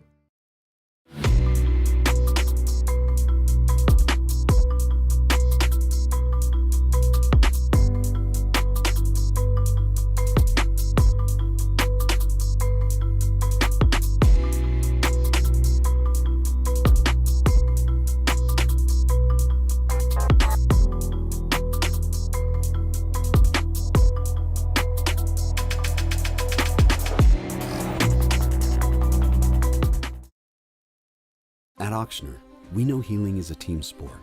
That's why we've partnered with world-renowned orthopedic surgeon Dr. James Andrews to create the Auctioner Andrews Orthopedics and Sports Medicine Institute. Whether you're a professional athlete or a weekend warrior, our team of specialists are dedicated to getting you back in the game. So whatever your reasons are for reaching your personal best, we've only got one: you. Auctioner Andrews Institute. Long live you.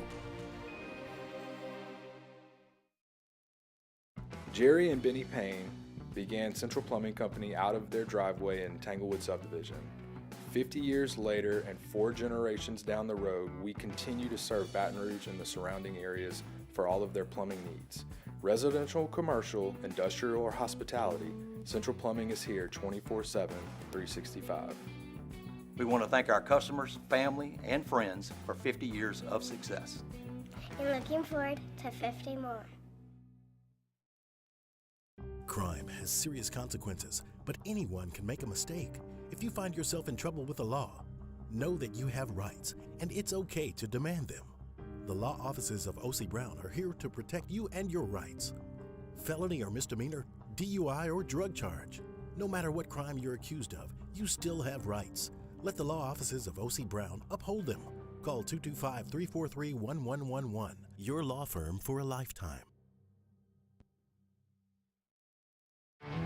There it is, the extra mile, on the border of expected and extraordinary, for those willing to go further, like vans customized for work or play, with safety and tech to keep you connected, supported by a 5-star sales, service, and finance team, and backed by the 1-star you know. So go the extra mile.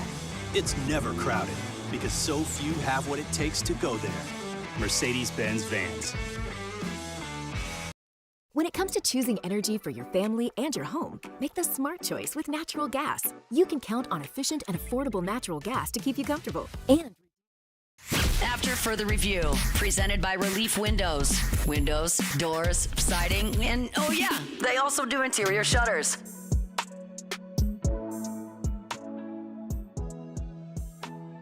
So I mentioned, so today is 15 years of AFR. We launched on February 17th, 2010. So 15 years ago today. I was 27, had hair, was single and broke. We have come a long way together. I appreciate y'all for being here. But I was looking in my my shared drive folder. So we did a show. The first local show we ever did, though, was before AFR launched. We did a show on National Signing Day from the Bayou Bash. And we put together all these produced promos and everything. Muse, can you turn up my service? I want to play one of these and see. So this was all right. So this is Jordan Allen. Remember Jordan Allen? He was a defensive lineman from West Monroe. Does that sound familiar at all? Yes, it sounds familiar. Can't say that I really remember him, though. All right, so I'm going to do this cold. I have not.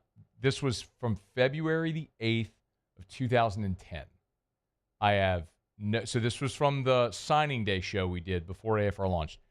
I have not listened to this in 15 years. I'm just going to hit it cold, and we're going to see what it sounds like. All right? All right. All right, let's see. Is it not? Once you sign the papers, I mean, you're on to a different level. You're on to achieve newer things like All-American and NCAA, and to achieve something like that would be even greater. And, I mean, as soon as you sign, that's what you're aiming for. All right, it was just a soundbite. That wasn't really a promo. That's just, why wouldn't that be a full thing? Was that Jordan Allen? Yeah, it was Jordan Allen. Okay. Let's see. Here, this is what I was talking about earlier. So this was from the very first day of AFR. So this was February 17th of 2010. Okay. This is Josh Reed with Moscona. So this was the very first day ever. The very first day ever of this show. Dude, wait until you hear my voice. I listened to a smidge of this earlier. Wait until you hear this. Here you go. Here you go. Enters the free agent market as an unrestricted free agent who's a 2002 draft pick of the Buffalo Bills, 2001 All-American Biletnikoff Award winner, really needs no introduction in this town, former Tiger wide receiver. Josh Reed is my guest. Bro. Josh, great to have you here. How are you, man? I'm doing good, man. How you doing? Thanks for having me. Not the very first day ever of AFR. That might have been my first interview on the show ever. Wait, hang on. Let's listen a little more. a problem, man. It's always good to talk to you. I have to start, Josh, by throwing a little right jab in the gut if I can. There was a horrible picture of you on the internet in a Penn State sweatshirt. Josh, explain this. So that was LSU had lost the Capital One Bowl in the quagmire down in Orlando, and he had a teammate that he had bet, so he had to wear a pen. How about my voice, dude? I don't understand how that happened right there. I mean, it's 15 years. Yeah, but we all change. I know, but you were 27 at that point. Like, I mean, we all change. All right. What year did you start working here? 2018. So let's find something from use in 20, which was 7 years ago. 7 years ago. And we will find and put side by side with your Kermit voice now and your Kermit voice then, and you will sound like a baby Kermit voice relative now. Baby. I'm telling you, dude, it's no different than like if you go listen to Al Michaels do The Miracle on Ice and listen to Al Michaels today. I mean, 40-year-old Al Michaels and 80-year-old Al Michaels they're going to sound different. That's how it is. I wonder what else I could find. You want to find something else? Yeah, let's see. Just click something else cold. See what it is. Neil McCready from 2010.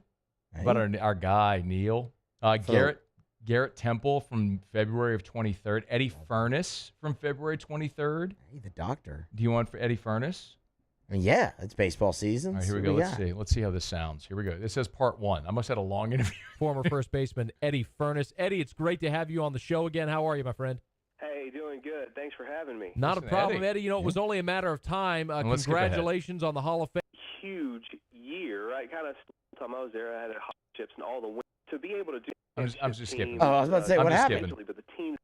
So I was very. You really want to hear? Bertman success is just being in the right place at the right time. Well, I think a lot of guys on those LSU teams would say they were in the right place at the right time because they got to play with Eddie Furness. Matt Moscona visiting with Eddie Furness. How about that, dude? That's crazy. How about that? Oh. What else could I find? David Gruey, Adam Gorney, Chase Goodbread. I mean, Merrick Drabinski. I mean, this is the thing. It's like, this is why you save everything, man. I got everything here. What else do you want to hear? Ooh, my mom's tournament picks from 2010. I got Mama Scone from 2010, wow. bro. Play it. All right, let's see. This is the West region, Mama Scone. Let's see. All right, we're talking with my mom just to prove that really anybody can fill out a tournament pool and maybe do pretty well. Mom, you already have Tennessee in the Final Four from the Midwest. Let's move down and talk about the West region. You got the number 1 seed, Syracuse Orangemen, taking on Vermont. Who you got? Syracuse. Oh, Right, she sounds taking the same. Cuse, I was about to say, yeah. number 8 Gonzaga against number 9 Florida State. Florida State. Taking the Noles. The 5-12 game is Butler against UTEP. Listen Who to you me, got, dude. Butler or UTEP? Butler. All right, that's a pretty safe pick, Mom. I think you're going to do okay there. Number 4, Vanderbilt against 2010. number 13, Was that Murray the year State. Butler played Duke in the championship? Or was that 9? Vandy, Mom, you're liking the SEC schools No, so 9 was far. North Carolina Xavier, the 6th seed that against was the year North Minnesota. Carolina Gophers. beat LSU that year. North Carolina, Michigan State. I'll go with Minnesota. All right, taking Tubby Smith's Golden Gophers. Tubby Smith's Golden Gophers. Wow. Bro, how about it? Dude, see, like, if I didn't save this stuff, Muse, we could have never had this moment just now where I sound like a chipmunk, like I'm holding my nose, and we talked about Tubby Smith's Golden Gophers. You also have a bit of a twang. Here's a hint there, man. Paul Maneri, March 19th, 2010. Okay. Erin Cofield, shout out EC, formerly of WAFB. Yeah. She did Darren Aaron for years, for those that remember. Jacques Doucet from March 24th. I want to know what Jacques sounds like 15 years ago. Right, here's what Jacques sounds like 15 years ago. Let's see. I'm about to scan ahead. Throwing out a first pitch at an LSU at all. Homegrown guy, you'll get it. You'll get the applause. Believe me, Jacques, I have absolutely Why does everybody else sound exactly the same? same? I think this is a you problem. Why does everybody else sound the same and I sound different? That's kind of what I was getting at. I was like, well, what happened? Dude, Trent Johnson. Oh, God. But then again, Jacques is almost 10 years older than me. Yeah. So, like, I wonder if we got audio of Jacques from 2000, how that would sound relative to Jacques 2020. You know what I mean? That's what that would have to be. I mean, Jacques probably has that audio. Oh, I'm sure he does. Yeah. Stump Mitchell. So that's when Stump was the head coach at Southern. Yeah. My goodness. Bro, I save everything, man. I got it all right here. Dude, here's the Florida Marlins fight song with Scott Stapp. You have to do it. Let's do it. You have to. I mean, we had such a golly. This is when Cade was the producer. This is so good. Come on, man. So good. Get Cade Wazan in here, the OG AFR producer. He was there day one. Here it comes. Big ball, it's game day. We want strikeouts, base hits, durable players. Oh, man. To the field, hear the roar of the crowd. Here it comes. Yep. Come on, Marlins, make us proud. Come on, Marlins, make us proud. Keep hoping and dreaming that we will soar. How about that, Muse? With a little faith and luck, you will soar. I have no idea why I remember that. So was that for the 2010 season? Turn the volume down a little bit. You have the volume. Sorry. What? Was that for the 2010 season? So there was a Okay, moment. And if you're just joining and wondering what in the hell are they doing, today is 15 years of AFR. We launched the show February 17th of 2010, so 15 years ago today. And so I just dove into the archives of the show and just started pulling out stuff from the early days of the show in 2010. There was a weird thing that happened in sports at the time, where like teams started bringing back fight songs. Mm-hmm. The Marlins did this. Mm-hmm. Miami had T-Pain do their fight song, which I think is. You want to hear that? I think I have that as well. I'm sure you do. Do you know? I saw it. Do you know this song? What song? The Miami Dolphins fight song with T-Pain? I don't think I know that. No. Oh, this is it. Crank it up. Crank it up. This is it.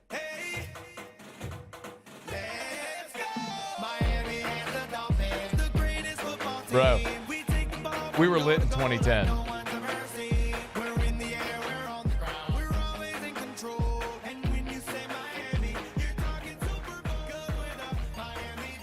do you think? How do I not remember this? Well, it was 2010, so you were like 4 years old. No, that's not. So, I was a sophomore in high school. Yeah, like I said, you were 4 years old. Might as well be. This is horrible. Like, yeah, of course it's horrible. No, but at least the Scott Stapp thing is better than this. No, that's horrible too. No, it's not. I'm not saying it's good, but it's better than this. No, see, I would disagree. Like, I think at least the T-Pain thing has got some energy behind it. The Scott Stapp thing, they're trying to be serious in a song that shouldn't be serious. Thank you. I was done with that. That's. Holy. I'm telling you, man. All right, let's get a few more real quick. Let's see. Skip Bertman. Do you want to hear Slip Bertram? Muse, listen. Slip Bertram. Well, actually, I don't. Well, let's see. No, that's not an audio file. I wish it was. It's in the wrong format. Because Muse, that's from 420 of 2010. It would suit you perfectly. I'll tell you. Slip Bertram from 420 of 2010. No. Paul Dietzel from. Man. That's a DPS file as well. I need to find the audio file. Charles Scott, Al Woods, Bruce Petty, Mike D. You want to hear some Mike D? We gotta go Mike D. Let's go. God, Like, I hope there's some Mike D-ism in this. This might be the worst segment of radio I've ever done. Just randomly, haphazardly going through old show files. I crank it up. Typically, it's our Thursday visit with NFL draft expert Mike Detillier of the M&D Draft Report. But because of the proximity to the draft and a conflict on Thursday, we get a special visit from Mike D on Tuesday this week. Mike, it's great to have you. They hired Are me. you Can rested you believe it? from a long weekend? I'm about as rested as I can be. Yeah, about as you'll ever be, huh?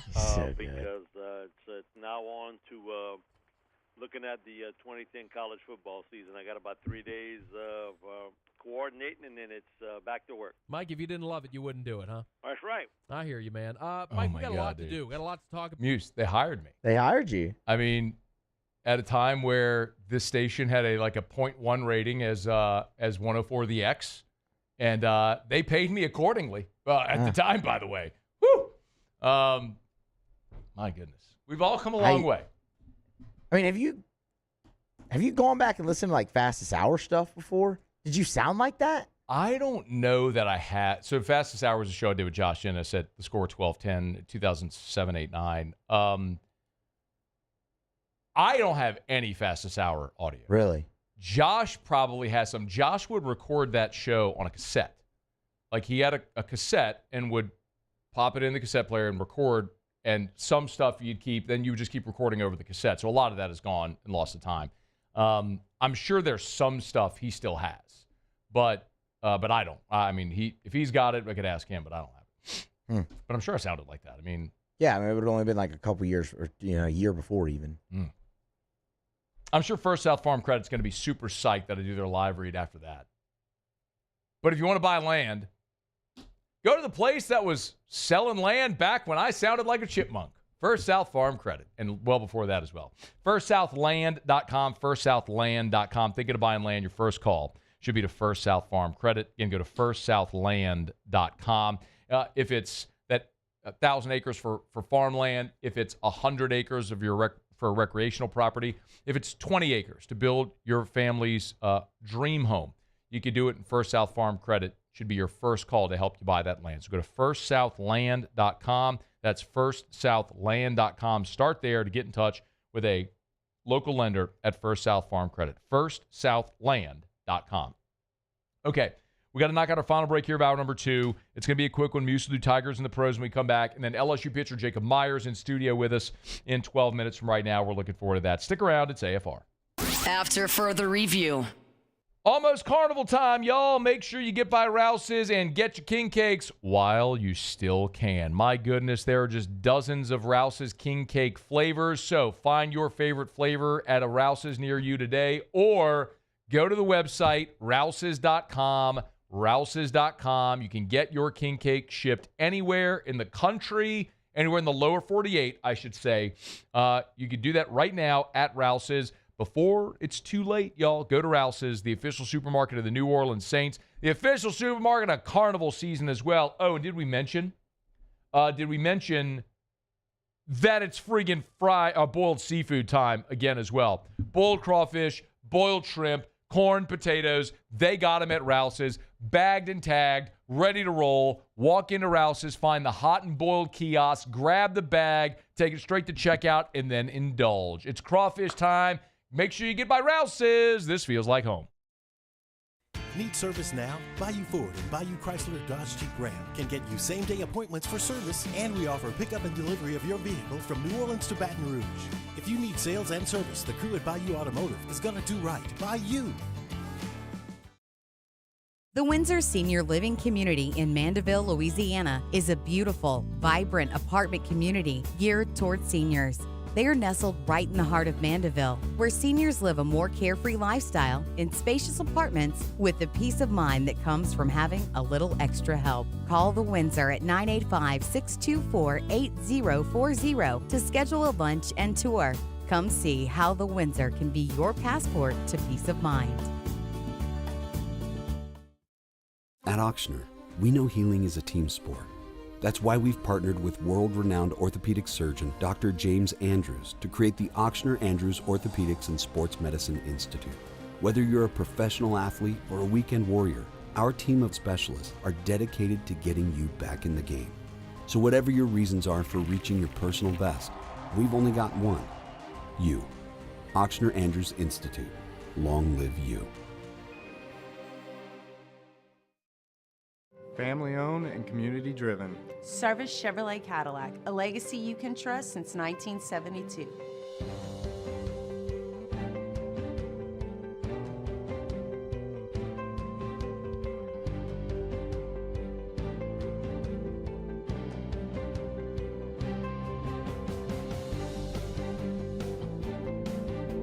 Service Chevrolet Cadillac, our family serving your family. For over 50 years. Gulf Coast Bank and Trust is giving our customers the power to bank anywhere, anytime during this challenging event. And we're right there with you. Our mobile banking app is a smart way to manage your money and time. Gulf Coast Bank and Trust, the bank that cares about you. Jerry and Benny Payne began Central Plumbing Company out of their driveway in Tanglewood subdivision. 50 years later and 4 generations down the road, we continue to serve Baton Rouge and the surrounding areas for all of their plumbing needs. Residential, commercial, industrial, or hospitality, Central Plumbing is here 24/7, 365. We want to thank our customers, family, and friends for 50 years of success. And looking forward to 50 more. There it is, the extra mile, on the border of expected and extraordinary, for those willing to go further, like vans customized for work or play, with safety and tech to keep you connected, supported by a 5-star sales, service, and finance team, and backed by the 1-star you know. So go the extra mile. It's never crowded. After further review, presented by Relief Windows. Windows, doors, siding, and oh yeah, they also do interior shutters.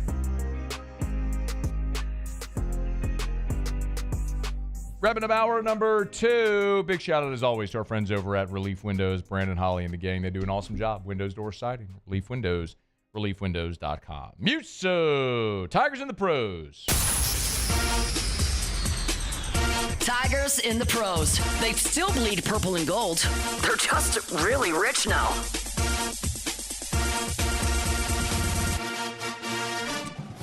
All right.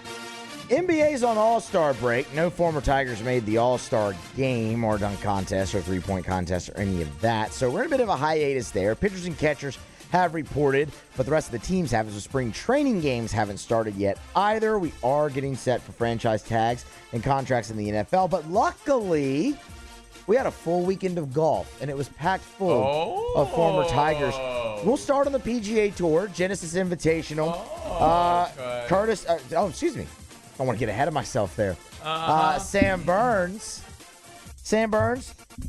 shot 3 under in his final round to bring his total back to 2 under for the weekend. Did finish tied for 24th, so top 25 finish there for Burns. Really nice final round, got him there. Really nice payday too as well. Now, if we move to the Champions Tour, that's where we find David Toms. Oh, it's the Chubb Classic. I don't really know what that is, but that's what he was playing in. Chubbs? I'm playing for Chubbs. I called it first. No. David Toms also 2 under par for his weekend. Finished tied for 31st. A bit of a rough round 3 over par there. If you go to the Korn Ferry Tour, that's where you find Ben Taylor. This was some golf championship that they had there. 8 under par for the tournament there. His final round, 1 under. Finished tied for 39th. I want you to know, Matt, that I efforted Curtis Thompson here. And I just not much there. He hasn't played yet in 2025. But he did play on the Korn Ferry Tour a year ago. We just have to wait for him to pop up. Hater. But I did look. That's Tigers and the Pros. Presented by Shaw Bills Tire and Auto Service. ShawBillsTire.com. ShawBillsTire.com. With locations all over South Louisiana. If you need tires, get the best tires where they're the cheapest. That's at Shaw Bills. Shaw Bills Tire and Auto Service. ShawBillsTire.com. ShawBillsTire.com. Oil change, brake repair, check engine light on, tires rotated, alignment balancing, any of that stuff. They do it all. They do it better than anyone. And they'll sell you name brand tires at wholesale prices. Shaw Bills Tire and Auto Service. ShawBillsTire.com. Shaw Bills. We keep you rolling. Okay, y'all. Sports Center staring you straight in the face. Get you caught up on national headlines. When we come back, LSU pitcher Jacob Myers in studio. After further review. Boy, we had a lot of rain this weekend. If you had water intrusion as a result of the rain, you might have mold. Maybe you had water intrusion from the snow a few weeks back. You might have mold. We live in the mold capital of the world. It's South Louisiana. It's wet and it's humid. That's a breeding ground for mold. Got mold or think you might? Our friends over at Parish Restoration can help. So go to parishrestoration.com. It's parishrestoration.com. You can fill out the form on the homepage. They'll be in touch with you. Lickety split. Parishrestoration.com. It's a patented non-toxic dry fog treatment. Tell you about all the time. It's simple. They'll come in, spray the fog, let it dwell. As soon as it dissipates, you're back in your home, office, church, school, car, anywhere, free and clear of mold and other harmful pathogens. Flu's going around. Got flu going around the school, the office. Let Parish Restoration come spray. Go to parishrestoration.com. That's parishrestoration.com. Parishrestoration.com. Gulf Coast Bank and Trust is giving our customers the power to bank anywhere, anytime during this challenging event. And we're right there with you. Our mobile banking app is a smart way to manage your money and time. Gulf Coast Bank and Trust, the bank that cares about you. There it is, the extra mile.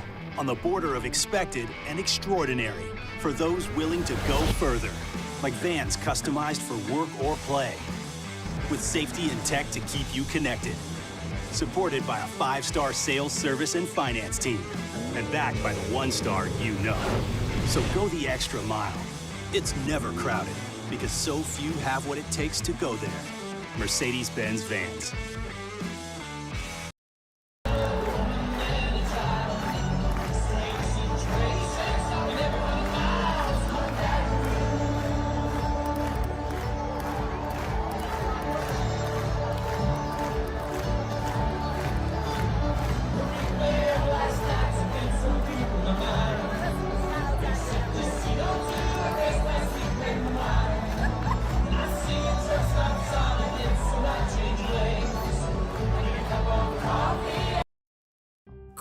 Serious consequences, but anyone can make a mistake.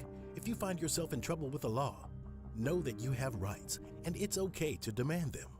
The law offices of O.C. Brown are here to protect you and your rights. Felony or misdemeanor, DUI or drug charge. No matter what crime you're accused of, you still have rights. Let the law offices of O.C. Brown uphold them. Call 225-343-1111. Your law firm for a lifetime. There's never been a better time to catch a John Deere deal from the crew of Sunshine. Ask us about our low monthly payment options on our tractor packages and let the good times roll. With equipment strong enough to power one of the world's largest celebrations, we've got your needs covered too. Learn more about what it means to be powered by Sunshine at sunequip.com. Some restrictions apply. See dealer for details. Offer ends March 5th, 2025. Family owned and community driven. Service Chevrolet Cadillac, a legacy you can trust since 1972.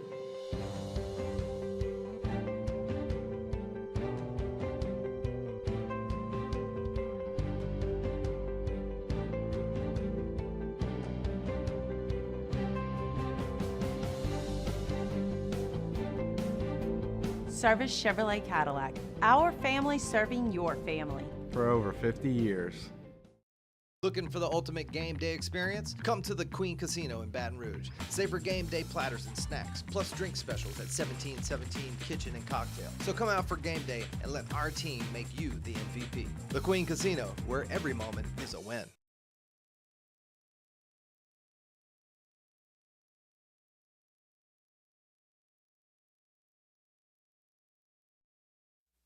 This is SportsCenter.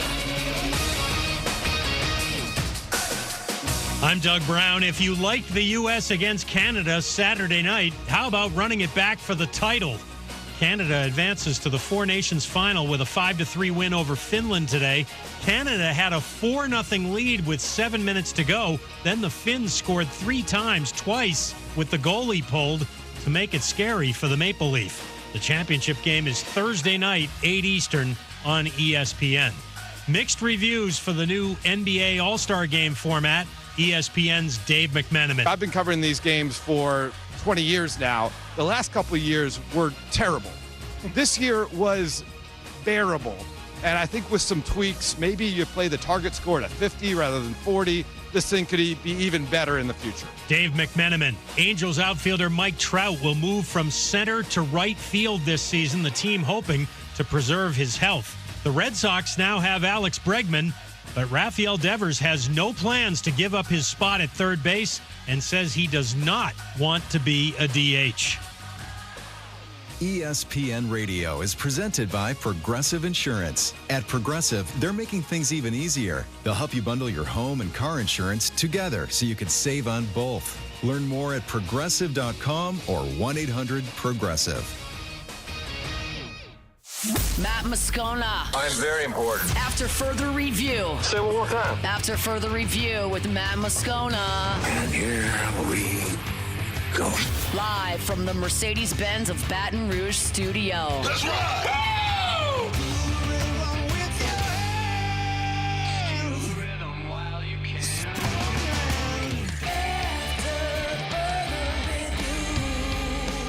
Hour 3, off we go. Welcome aboard. Glad you're with us. It's AFR, presented by Relief Windows. I'm Matt.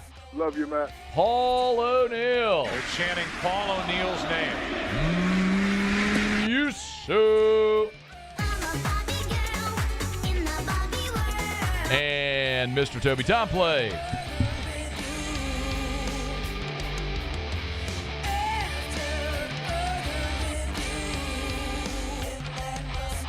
All right, we're here. Glad you are as well. 5 o'clock quitting time. Glad you are driving home with us. Tiger baseball sweep over the weekend. Purdue, Fort Wayne. The story of the weekend, undeniably, was the LSU pitching staff. 45 strikeouts over 3 games, just 2 walks issued. A guy who notched a couple of those strikeouts sitting to my left. Courtesy of our friends over at Duplessis Builders. Did a great NIL deal with them. And we're pleased to have Jacob Myers in studio with us. How are you, man? I'm doing good. I bet you are. Yeah. You're from Santa Ma. You're from Gonzales. Went to Santa Ma. Nichols, transferred to LSU. Lifelong LSU fan? Yes, sir. Okay. So walk me through the moment when Jay Johnson says, all right, go warm up. You're going in. What's that like? It was crazy. I mean, it was Friday night or Friday evening, and I was like, all right, there's a good chance I probably can get into this game today. And so went through my entire pregame and stuff, got hot, pretty warm. And then after Andy went, he sent Case and Evans down to the pen. I was like, okay, he's going in. I mean, there's a good chance he's throwing all the guys that are throwing hard today, maybe. And I'm like, shit, I might get an opportunity. And so he calls Case down, he goes down, and then he says Myers and a couple other guys. So I'm like, all right, let's go. Get down there. He says Myers got the next one after Kaysen. And I'm like, all right, let's get it going. Get in the pen, start warming up. And I'm like, all right, this is nothing new. It's just baseball. Get out, walk, open the gate, and then you start walking and you just hear everybody screaming and yelling. And it's like Friday, and it's like everybody's super excited. And Kaysen did a really good job. Kay did a really good job. And I was like, all right, let's just keep the momentum going for these next guys that are coming in after me. Got out to the mound, started throwing my warm-up pitches. After those warm-up pitches, it just take a minute to realize where I'm at and be grateful for where basically I've grown up watching baseball for my entire life. And got up First batter, struck him out. Next guy, got him to fly out. Next guy, the third guy, struck him out. I was like, all right, put a 0 up on the board, no hits. All right, I'm ready to go for the next week. Yeah, man. Yeah. So, and you knew that was going to be it for the weekend? Yeah. Or I was supposed to be hot Sunday, and I got to go down to the pen, but we were up, and he got a bunch of the guys that were hurt, or Jay Newt, he didn't get to pitch much, and so he got to get in and get that last out. You know what? Listen to you tell the story. I think it's so relatable. Look, I mean, like I and a lot of people listening right now, never good enough to be able to play at LSU. But it's relatable because I and a lot of people listening right now grew up going to the park and dreaming of playing there, right? So I think a lot of people can probably live that vicariously through you. And it's cool for, I think, for fans to know, like some of the dudes wearing the uniform, it means the same as it would to them. Yeah.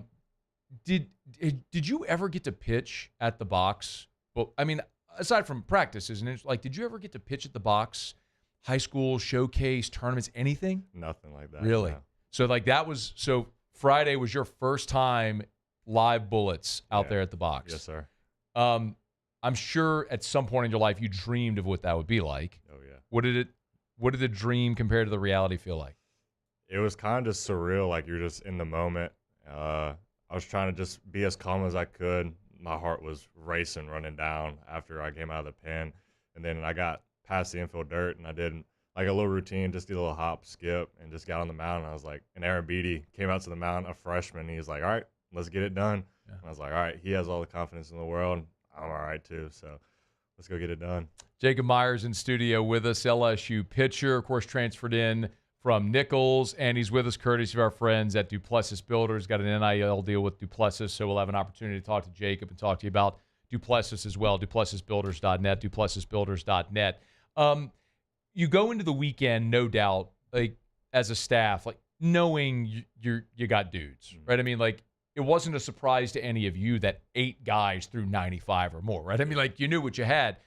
Did the weekend go how you thought it would, better than you thought it would, collectively as a staff? I thought it was a lot better. I mean, our inter squads leading up to this first series were really tough. The hitters were really just like locked in, and I mean they've seen us a bunch, but we always, as a pitching staff, want to be the most competitive out there and want to put up zeros after zeros up on the board. And they just were, our hitters were getting to us, and we were like, all right, if they can get to us, I mean, we're going to be good this weekend because that means they're going to put a lot of runs up for us, and we just got to pitch behind that. You know, we'll go forward, but I want to kind of look back as well, sort of at your journey. We'll talk about the team and the season and everything. But, you know, when you were coming out of Santa Ma and you were an all-state pitcher, did you have an opportunity at LSU at the time, or was it just you knew Nichols was going to be your best spot? No, I mean, Nichols was my only offer coming out of high school. Really? Yeah, they were the first pretty much team to call me and say, all right, we'll give you a spot, yeah. Well, so, I mean, walk me through that recruitment a little bit and why. Were you a late developer? Yeah. Yeah. So I didn't pitch really until my senior year. Okay. That was my first year really pitching for varsity, and didn't really go out that much for like showcases or anything like that. I did go pitch at Nichols, which kind of helped me get there, I guess. Mm-hmm. Went through, and Coach Silva at the time, when he was there, gave me his phone number, and I texted him a couple of times. And then I remember the conversation he told me. He said, you don't throw enough strikes yet. And so I was like, okay. And then got back on the mound in that high school season. I think I went on a week where I like walked 3 people and just struck out like everybody, gave them maybe 1 run. And so it was a good feeling. And then he came to one of my games, and I pitched horrible. And I was like, I don't want to go talk to this dude now. He's going to be like, I know. Within like the next 2 days, he called me and he said, you got what we're looking for, and you're a hardworking kid. We're going to give you a spot. I went on a visit, gave me the offer, and I was super excited, yeah. It worked. I mean, you were freshman All-American at Nichols, and then last year, your opponent batting average was 165, and you were one of the tops in the country. Did you lead the country in strikeouts? You were close. It was 106 strikeouts. You were close. I was close. Yeah. So when you take the ball and you go and you strike out 106 guys, I'm going to ask you sort of a very obvious, seemingly obvious question, but like, what does that feel like? Like strike out 106 people? I mean, when I get on the mound, I just know I can blow it by somebody. I mean, it was just like I knew I was more competitive than the guy in the box. That's what I always thought, and I was like, "You're gonna get if you get me once, I'm gonna get you a bunch more times, and there's no way you're gonna beat me again." So yeah, that was my mentality. With you, what have you topped out at? 98. So you've topped out at okay. Where were you sitting the other day? Do you know? I was sitting 96. So you were sitting 96. You topped out at 98. Like, is it an all gas, no brakes type thing, or is it working multiple pitches into your repertoire? I've been working on a couple new pitches in general. I've been throwing the split a little bit more. I got that up to 90 the other day, and that's pretty good. It was a good pitch. Yeah, and pretty good. I mean, I got to majority through fastballs the other day because I got a lot of ride on my fastball, and from my arm slot and the way I throw, it's kind of just like hard to hit and hard to see, and so I got to just throw it by people pretty much. When did the velo come for you? Because if you're throwing 98 in high school, you're getting looks. So clearly it came late. So after my freshman fall, I went train and really put hard work in just to get bigger, get stronger, start moving quicker on the mound. And I think I came back and I hit 97 for the first time as a freshman, and then kind of just kept developing. And then sophomore year, I hit 98, and then been pretty much consistent the entire time. Yeah. You said you're working on the split. What else do you have that you're comfortable throwing in a game? So right now it's fastball, slider, and split. Slider is just like a gyro. It kind of just spins and then breaks down. It's kind of just like the complete opposite of my fastball. And then the split is just basically I'm just like throwing a spread out fastball and just letting the grip pretty much do the work, and it just takes off out of my hand. Are you comfortable and confident throwing that in game? Yeah. Coaches will call it? Yeah. Because the other part of it, too, is we know the walks were a problem last year. What are your – like, how do you combat that, Jacob? Like, what are – I mean, you practice throwing strikes? Like, what do you work on? It's really just like Coach Yeski and them having a simplified plan for us all pretty much. I remember Coach Yeski called us or told me in his office, like, if you start off with strike one, they have like it's more of a 70% chance of them striking out. I was like, okay, I just need to throw strike one every time. And it kind of just made it simpler, and he moved the target a little bit more so everything's working middle down, and then just let the fastball and everything else play off of that.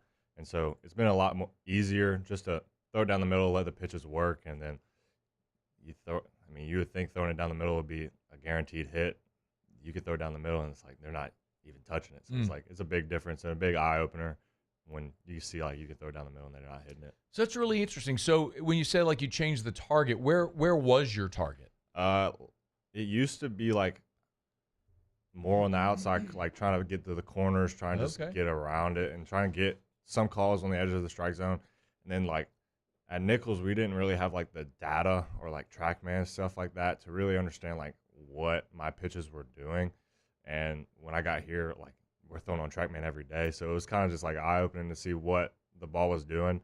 And I think Coach Yeski and Jamie Tucko really like knew what it was doing already, so they just said, "All right, throw everything through the middle of the plate." And I was like, "Great, okay, sit right there, and I'll try and hit it." Yeah, a bigger target. Yep. Jacob Myers is in studio with us, LSU pitcher. We're gonna grab a quick break, come back, do another segment. He's with us courtesy of Duplessis Builders, our guy Derek Duplessis. Man, they do an awesome job. Pools, outdoor kitchens, and obviously doing a great job invested back into student athletes, doing an NIL deal with Jacob here this baseball season. And, of course, Derek being a guy from Santa Ma as well. A lot of synergies there. We'll tell you more as we move through. But remember, duplessisbuilders.net. Let me knock out a quick break. We'll come back. We'll continue with Jacob Myers on AFR. AFR. If you're a business owner, and you want your business to reach max efficiency, you know the number one thing is having the right people. If you don't have the right people, you just can't win. Glow Resources helps you find the right people.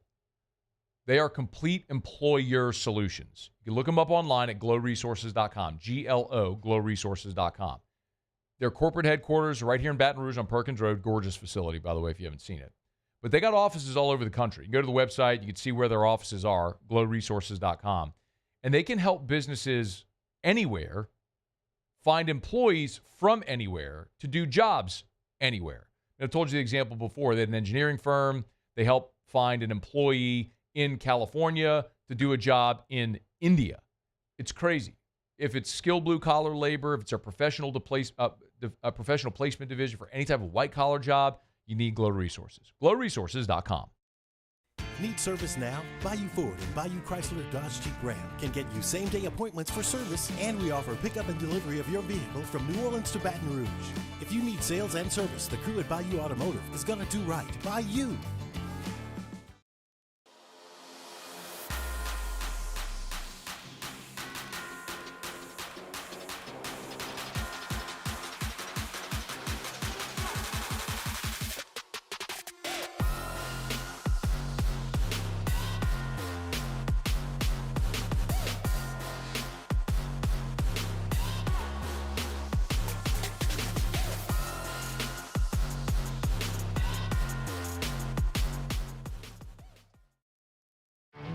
There it is, the extra mile, on the border of expected and extraordinary, for those willing to go further, like vans customized for work or play, with safety and tech to keep you connected.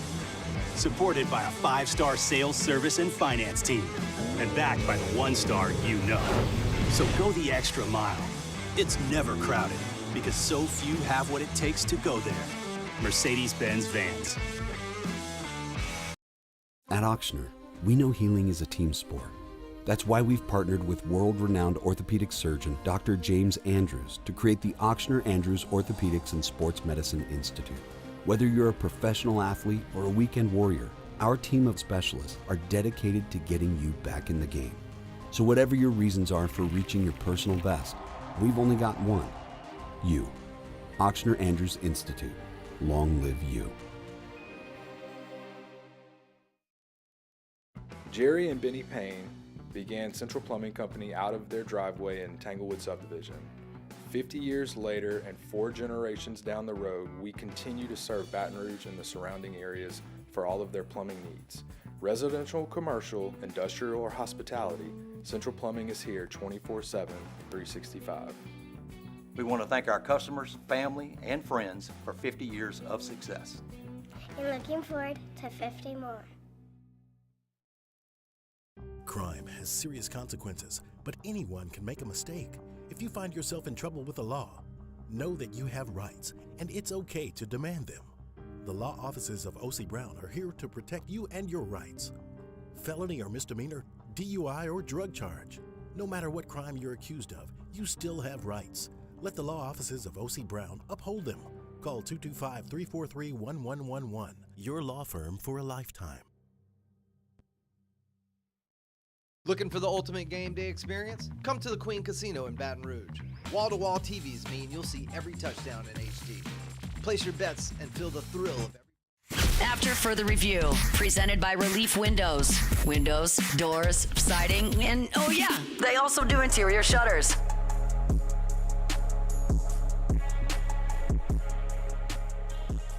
Glad to have Jacob Myers in studio with us here. LSU pitcher. Got his first taste of action at the box. Guy prepped at Santa Monica nearby. Did a couple of years at Nichols. Honed his craft. Freshman All-America. Struck out 106 hitters with a sub-2 ERA as a sophomore last year. Got the offer from Jay Johnson, now an LSU Tiger. By the way, what was it like getting the offer from Jay?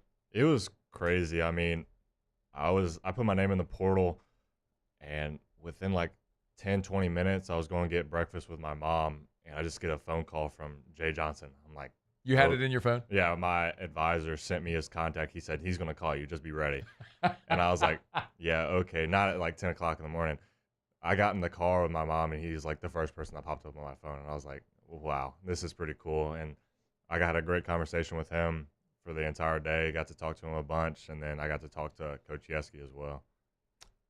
They offered you right on the spot? Yeah, pretty much. Yeah, for sure. How would you, how would you describe Jay Johnson?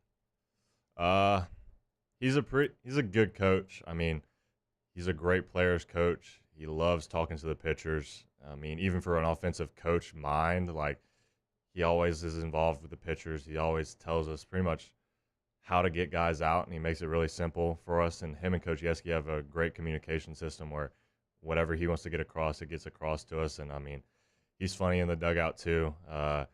Animated at times, but keeps it under control, and he's always on that front step, just making sure he's known. Yeah, man. I wanted to leave it open-ended to see where you went. I would call him relentless. Yeah. Like he has a relentless attitude for everything he does, which is super impressive, which is, why. It just, that attitude is pervasive throughout the whole team, obviously. What's so interesting about this season, Jacob, is whenever they recruit the way they do at LSU, and then you add the portal guys at all you did, you have a great problem on your hand, which is you have so many arms. So, you went from a year ago, like being the guy, right? 70 innings pitched, 106 strikeouts. Let me say that again. 106 strikeouts in 70 innings pitched. Like that's amazing. But now you got to fight for innings here. Does that ever get to be like a concern where you're like, man, am I going to get mine? Not really. I think everybody on the team is really bought in, even if you're not pitching a lot. We all pull for the starters. We all pull for the guys that are coming out of the pen, and we just want to see everybody succeed, really. If it's a senior on the team or even a freshman like Schmidt that got in the other day, I was cheering from the bullpen. I've been throwing with him since the summer, and then early in the fall, me and him were throwing partners too. And you just want to see everybody succeed. And even if we're all the newcomers or even like the returns, you just want to go out there and win for everybody else on the team. Who impresses you? Like when they go pitch, like I got to watch this.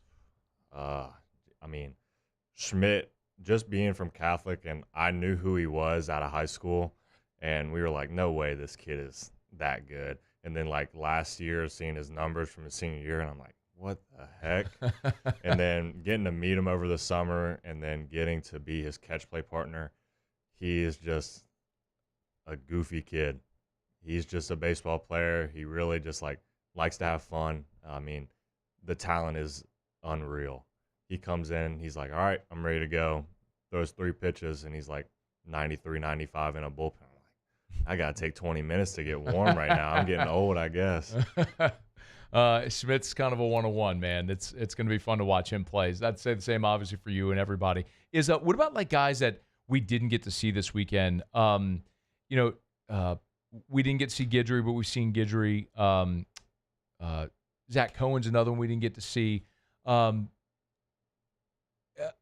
am I missing? Connor Ware. Yeah. God, I was like, I know there's the lefty juke, Connor Ware.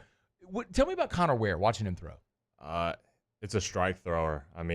He's got 4 great pitches, throws them all for strikes, and it's a tough matchup for lefties too, even righties. He has a lot of movement on the breaking ball, and the changeup is really good, and his fastball has some ride to it too. So it's a lot of swing and miss, a lot of ground balls, and he's going to come right after you.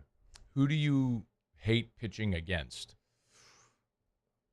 Jared, easy. Jared or Jake Brown. Jake, if you throw him a fastball over the middle plate, it's gone. It's a triple, or he's hitting the ball so hard somewhere. And then Jared, you can't mess up throwing a ball in the around the zone with Jared. And he got me early in the fall. I threw a fastball down the middle, thinking, all right, he's not going to swing at this, and almost hit me in the face. I was like, oh man, okay, I can't throw that there again. And he's just got a great sense of the zone, and his 80% swings are just insane. So yeah.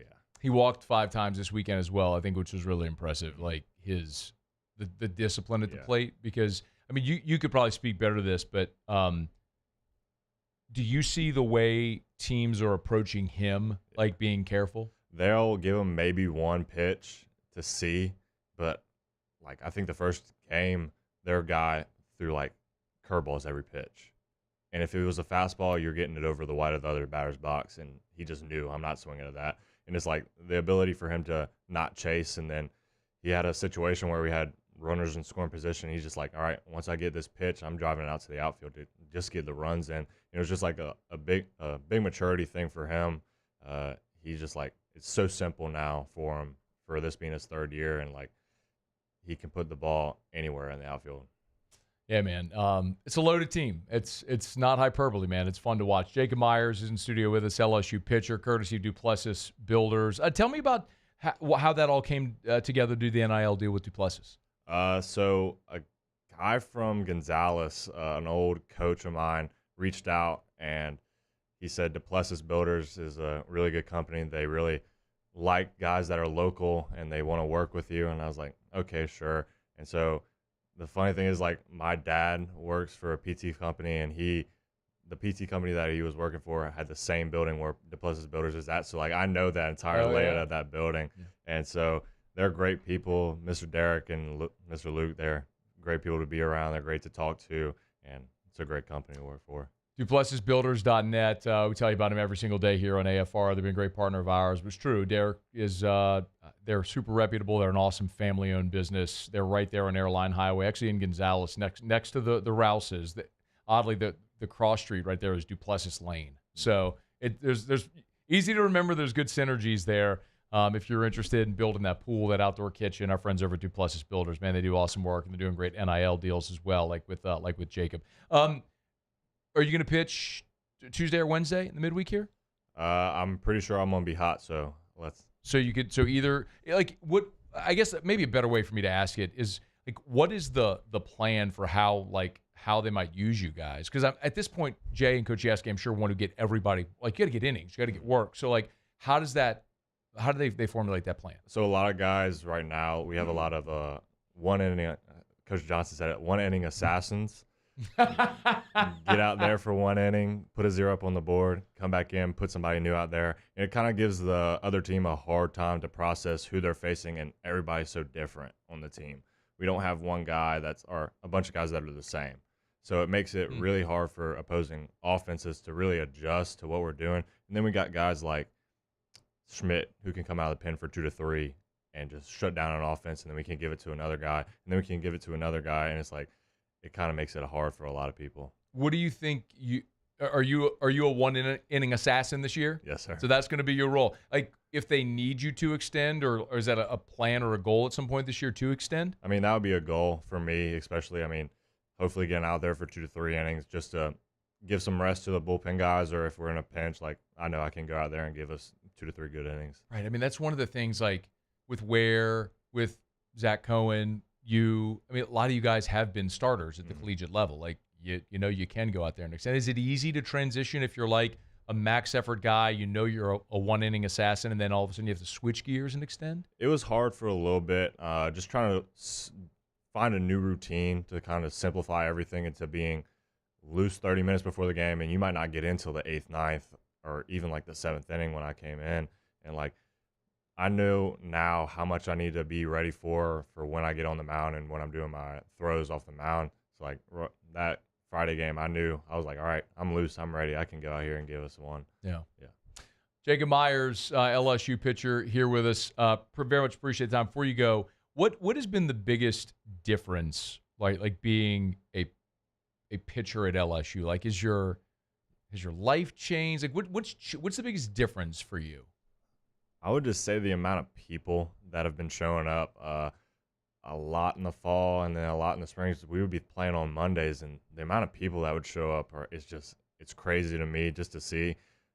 For games at like Nichols or even scrimmages, our parents would just show up, and it was just a big difference to see how many fans and just how many people stay after to get autographs and just talk to you. And it's a big difference for me because I'm not the very talkative person. I'm not very out there, but getting to see all these little kids and see all the fans just kind of makes it a lot easier knowing that you're playing for them and then they're supporting you no matter what. Yeah, dude. Like when you were a kid going to the box and those dudes were your heroes, like you're that guy now. Yeah. Like you're that guy now for those kids that are going to get an opportunity to go see, like, man, I got to meet Jacob Myers. I got Myers' autograph. Like there's some kid today who thinks that, which is really stinking cool, man. I'm pumped for you. Are you a legit 6'5"? Yeah.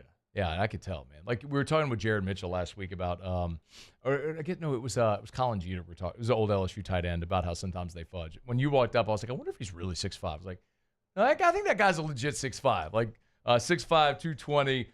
He is Jacob Myers from Santa Ma to Nichols. Now found his way to LSU. Made his debut on Friday. Pitched the 7th. Had a couple of strikeouts. Many more of that. And he's with us courtesy of Duplessis Builders. Man, this was fun. I appreciate you taking a couple of minutes, man. Hopefully we'll do it again down the line. Good luck this year, yes, right? Sir, thank you. All right, man. Be healthy and be well. It's after further review. We'll knock out a quick break. We'll come back and continue here on this Monday edition of AFR presented by Relief Windows. AFR. We're brought to you by the Renaissance Hotel, the Watermark Hotel, two great hotel properties. Of course, the Watermark downtown, the Renaissance, Southtown as they call it, right there on Blue Bonnet across from Perkins Row in the Mall of Louisiana. 13,000 square feet of meeting space. So when I tell you about hosting your next event, doesn't matter what kind of event it is. You got a fundraiser coming up, an awards banquet, maybe a wedding reception, corporate board meetings. Listen, they can accommodate a dozen people in their gorgeous corporate boardrooms. And then their ballroom can accommodate up to 500 people. So whatever type of event for however many people at the Renaissance Baton Rouge, they say we're in the business of saying yes. They can configure and manipulate their space however they need to make your event a smashing success. So call my friend Allison Crump over at Renaissance Baton Rouge to book that event today. It's the Renaissance Hotel. At Bayou Automotive, we believe in a sales process that puts you first. We want you to experience an easy purchase with clear pricing and great service. Let Bayou Ford and Bayou Chrysler Dodge Jeep Ram be your trusted partners in finding your perfect vehicle. The crew at Bayou Automotive is going to do right by you.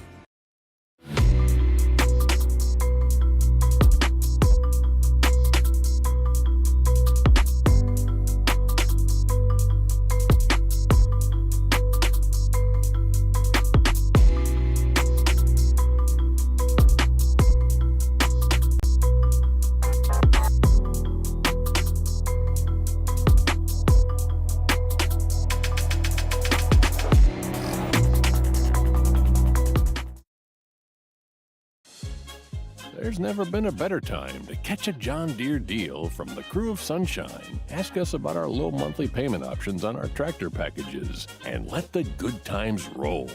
With equipment strong enough to power one of the world's largest celebrations, we've got your needs covered too. Learn more about what it means to be powered by Sunshine at sunequip.com. Some restrictions apply. See dealer for details. Offer ends March 5th, 2025.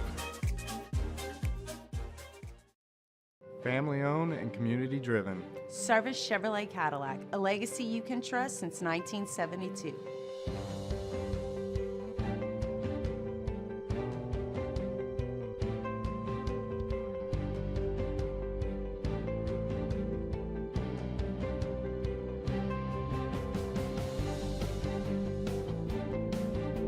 Service Chevrolet Cadillac, our family serving your family. For over 50 years.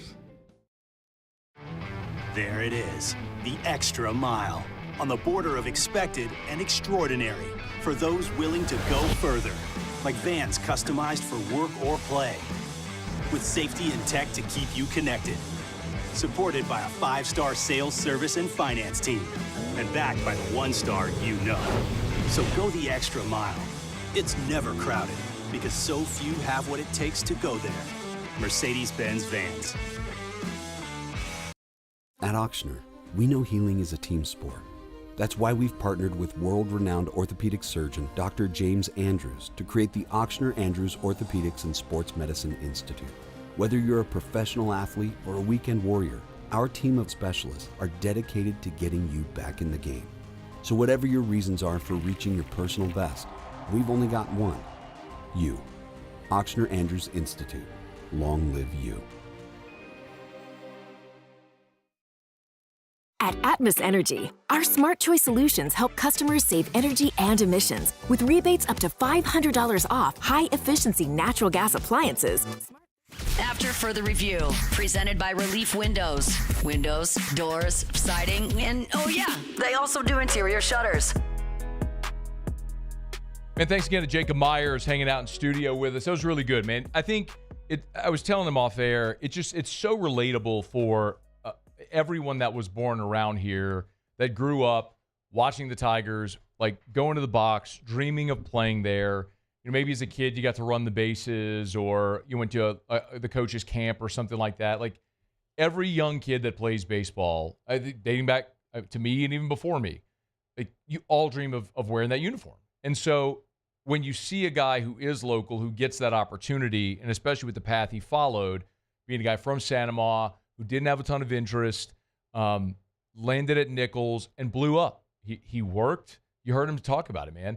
He really trained hard fall of his freshman year, The velo ticked up. He was a freshman All-America. Last year at a sub-2 ERA, struck out 106. The walks were a problem, as he said. But, TrackMan was huge for him. Just going through the approach and where his target was. So, boy, it's one of those things where the stuff plays. It's on the, dude, 6'5", he's massive. 6'5", 220, throws, you heard him say, he sits 95, 96, touches 98, throws a split finger. That'll play. They got a bunch of them. One-inning assassins. I love that. Dude, we got to make the T-shirts. One-inning assassins. We have a place we can do that. Let's do that. Yeah. I probably shouldn't have said that on air. Someone's gonna take the idea now. I know. No, that we're gonna. It's all about. It's first to market, Muse. We'll have That's that. fair. We'll have that up in 10 minutes. I love it. One-inning assassins. That's so good. All right, it's after further review. Oh, real quick. Still got a lot I want to do. Parish Construction and Roofing. Friday is the day. Friday, we are giving away $5,000 cash. Terrio and I talked about this when he was here on Friday, but crazy idea that Terrio had to give away $5,000. It's easy. All you got to do is sign up for a free no obligation roofing inspection and follow us on social. Do that, and you'll be entered into the drawing to win $5,000. It's that simple. We'll draw it on Friday during the show. So go to the website, parishbuilt.com, parishbuilt.com. You can fill out the form on the homepage. All the rules are there. When you go to the homepage, you'll see the little graphic pop up on the home screen, so you get the rules and how you can enter. But it's really that simple. Sign up for a free no obligation roofing inspection. Follow us on social, and your name will go into the drawing on Friday on AFR. We're pulling a name. Somebody's winning $5,000. So go sign up. Help us spread the word. Friends, family members, coworkers, let them know. Somebody's winning $5,000 cash on Friday. It's going to be all Terrio's money because I'm not pitching any. It's parishbuilt.com. It was his idea, all right? He's the one that wants to give away $5,000. Fine. Give away his money. Parishbuilt.com, parishbuilt.com. Do business with someone you know. It's me and Terrio, Tilly, our whole crew. Joe, Parish Construction and Roofing, parishbuilt.com. All right. Let's see. There's still a lot I want to get to here. If you missed it earlier today, Matt McMahon met with reporters and gave a little bit of an update on Trades Green, who's played 6 games with the LSU basketball team, and apparently his time with the basketball team for now is up. Trades, the academic workload is very heavy, so he's going to be focusing on those academics for the time being, and I'll rejoin us at a later date. So Trades Green leaving the basketball team temporarily. Matt McMahon said he'll rejoin us at a later date.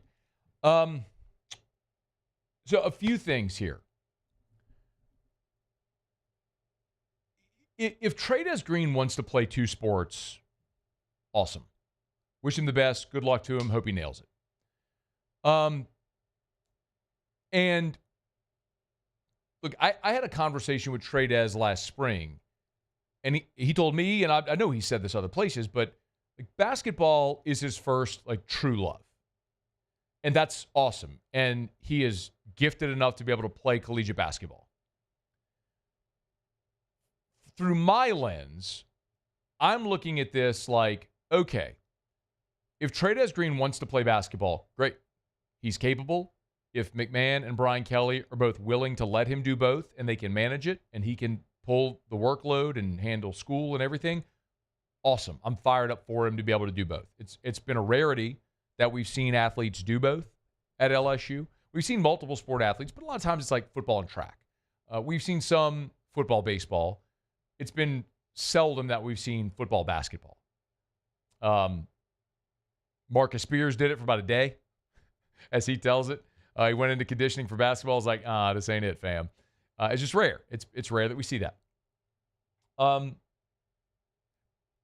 I'll say again now what I said whenever Trades went out for basketball, and it's that when you're a 6'7" forward, you're kind of just another guy. When you're a 6'7" tight end who flexes out with the athletic ability that guy has, you're a freak show. You're a mismatch. When a 5'11" nickelback or linebacker tries to guard you in the slot, that's a problem.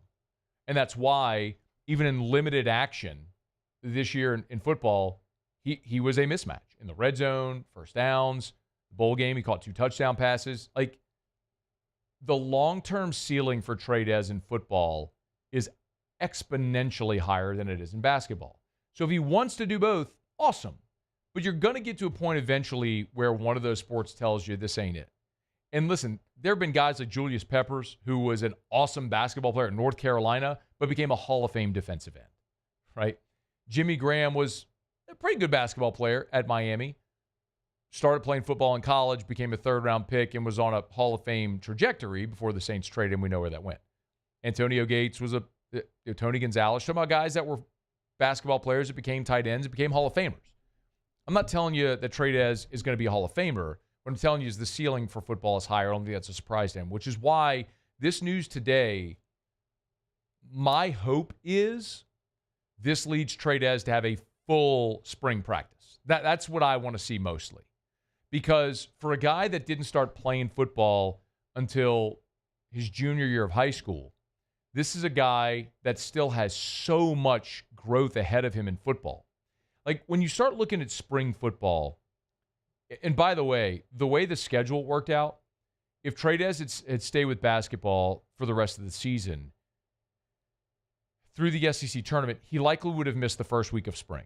So he still would have been there for the bulk of spring drills. But I look at it and say, man, he needs every rep, every opportunity.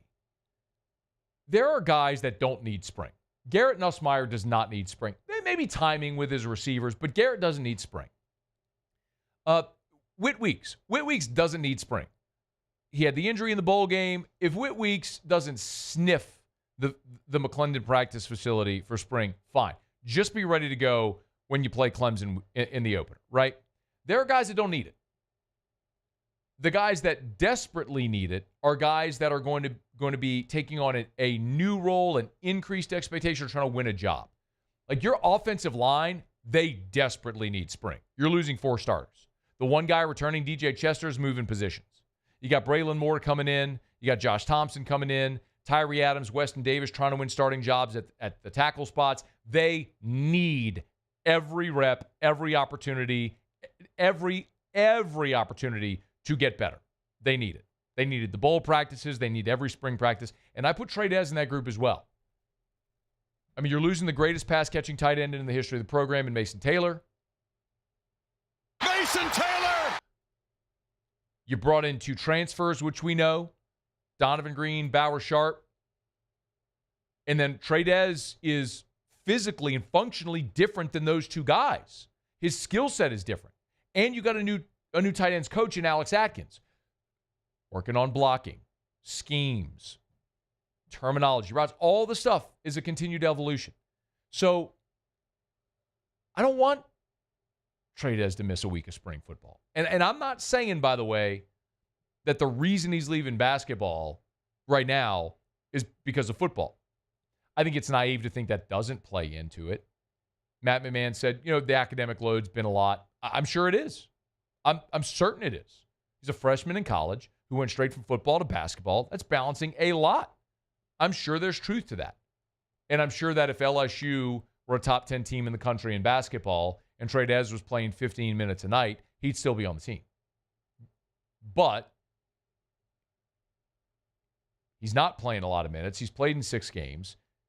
And he has a critical, I think, spring ahead of him for football. So if stepping away from basketball now allows him to focus on academics and get ready for spring practice, which is the reason that he's on scholarship at LSU, I think that is the right thing to do.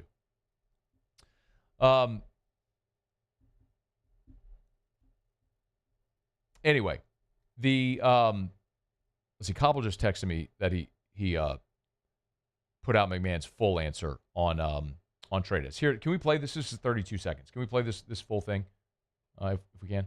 The thing have been really impressed with Trey Dez, to come in the middle of the year and not know any terminology, any ball screen coverage, side out of bounds under, and go down all the list of things. that he's been learning in short order. I think it's a lot on his plate, and has a heavy academic workload this semester. So I think it, in collaboration with Coach Kelly, it's just the best thing for him right now to put his attention there and lock in on the academic side. Okay, good. By the way, I know that if you're listening digitally, you didn't hear any of that because it was in mono instead of stereo, which was one channel. So if you're on YouTube or streaming, you didn't hear that. I apologize. Our radio audience heard that. Come on, Cobble, do better. Like,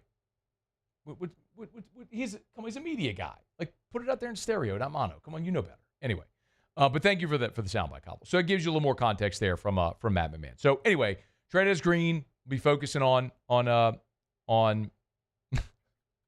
Cobble just texted me, your face when you saw it was mono. Like, live. I'm like, yeah, man, like, you got to know better. Come on, Cobble. Anyway, but I appreciate the heads up on the soundbite, but come on. All right, it's after further review.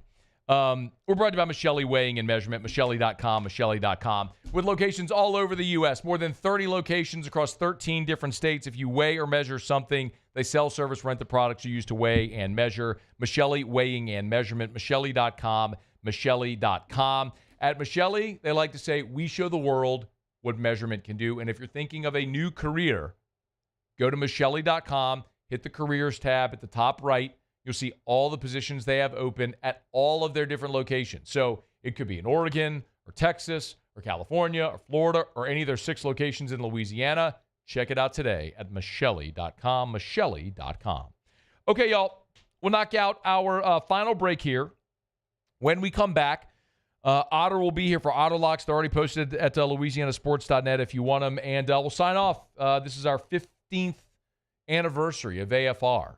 15 years ago we launched. So we'll do some thank yous as well as we continue. Glad you're here at AFR. AFR. And thanks again to Jacob Myers for coming in studio with us. New partner with Duplessis Builders. I tell you every day about Duplessis Builders. And there's so many reasons to do business with a great company like Duplessis. Look, a lot of people can build you a pool. And you go to different Instagram accounts or websites, and you're going to see beautiful pools. Like, there's lots of companies that build beautiful pools. Like, just candidly, the difference with Duplessis is the bones, as they say. Duplessis gives a 10-year workmanship warranty, 10-year warranty on their work, when the industry standard is 1 year. Why? Because Derek has a engineering background, mechanical engineering graduate from LSU, minored in aerospace engineering, was working as an engineer when he decided to chase a passion and become a pool builder and open his own company. The quality is what will always stand the test of time. DuplessisBuilders.net. Gulf Coast Office Products is a nationally recognized Savin office equipment dealer based right here in Louisiana. Over 100 employees strong, Gulf Coast has the boots on the ground to support all vertical markets, from education, engineering, legal, and finance. With the latest in office technology, from desktop to production segment units, Gulf Coast and Savin have the perfect fit for you. Call 225-756-2644. That's 756-2644 for Gulf Coast Office Products. At Bayou Automotive, we believe in a sales process that puts you first. We want you to experience an easy purchase with clear pricing and great service. Let Bayou Ford and Bayou Chrysler Dodge Jeep Ram be your trusted partners in finding your perfect vehicle. The crew at Bayou Automotive is going to do right by you. The Windsor Senior Living Community in Mandeville, Louisiana is a beautiful, vibrant apartment community geared towards seniors. They are nestled right in the heart of Mandeville, where seniors live a more carefree lifestyle in spacious apartments with the peace of mind that comes from having a little extra help. Call the Windsor at 985-624-8040 to schedule a lunch and tour. Come see how the Windsor can be your passport to peace of mind. Jerry and Benny Payne began Central Plumbing Company out of their driveway in Tanglewood subdivision. 50 years later and 4 generations down the road, we continue to serve Baton Rouge and the surrounding areas for all of their plumbing needs. Residential, commercial, industrial, or hospitality, Central Plumbing is here 24/7, 365. We want to thank our customers, family, and friends for 50 years of success. And looking forward to 50 more. crime has serious consequences, but anyone can make a mistake. If you find yourself in trouble with the law, know that you have rights, and it's okay to demand them. The law offices of O.C. Brown are here to protect you and your rights. Felony or misdemeanor, DUI or drug charge. No matter what crime you're accused of, you still have rights. Let the law offices of O.C. Brown uphold them.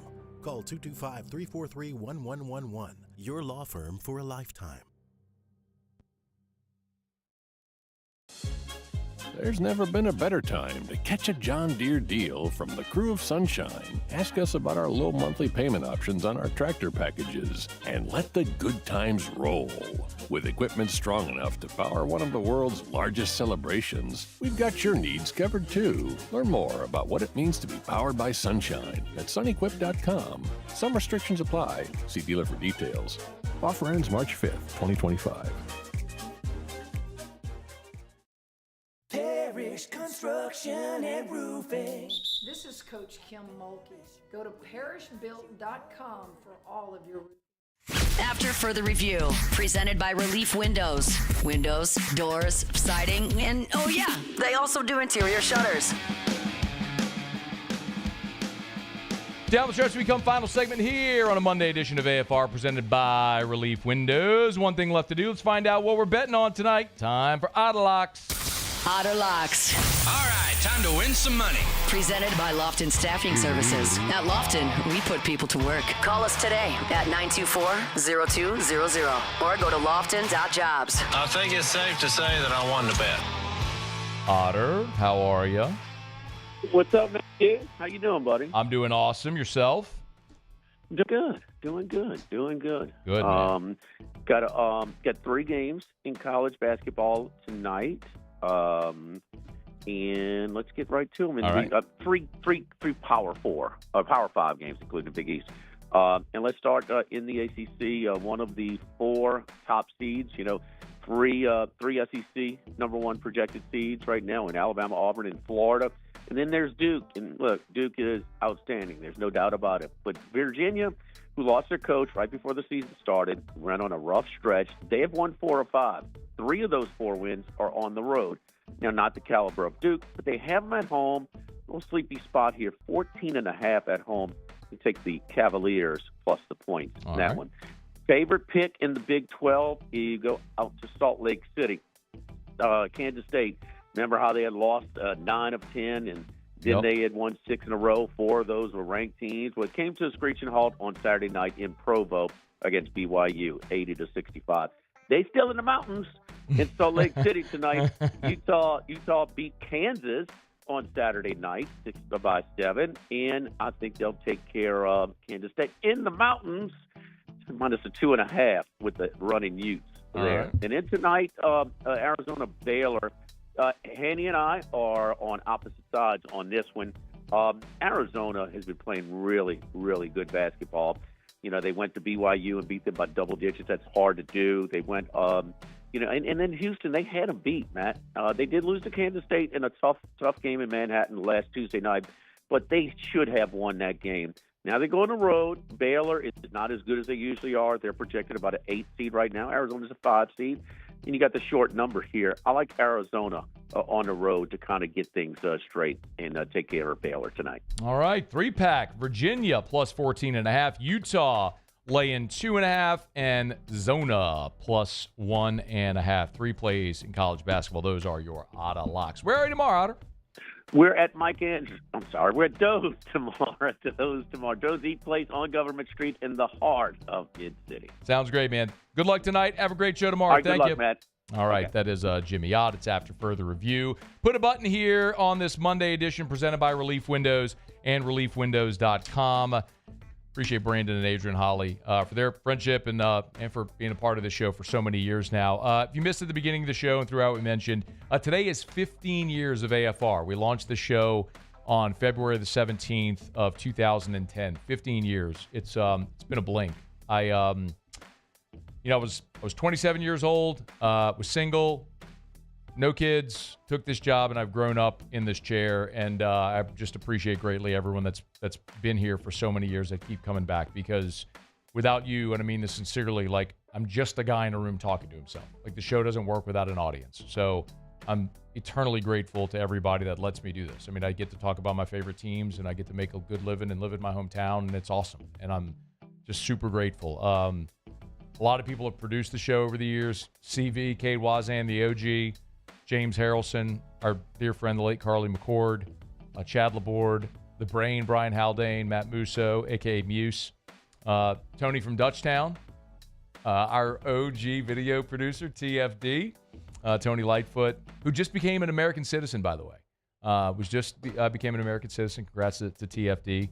And Paul O'Neill, appreciate so much. Gordy, Hanny, Owen Weber, Flynn Foster, who hired me, the three hired Flynn, who's allowed me to work for his family's company for 15 years. Our sales staff, all my coworkers, our great sponsors, the many guests, like people who just give their time for free to come on this show and have for so many years. It's humbling and it's awesome. I never would have thought when I took this job, like, what would you have thought it would have been? I have no idea. I have no idea what I thought this would be 15 years ago, but it's become something pretty awesome, and that's because you all keep coming back every day to listen and to watch, and because of that, I have a job, and we'll keep doing it. So let's do 15 more. So thank you, sincerely. Thank you for coming back every single day and welcoming me into your car, your home, wherever you may be. All right, Muse, Paulie, appreciate you guys. Y'all have an awesome night. We'll see you tomorrow at 3. AFR.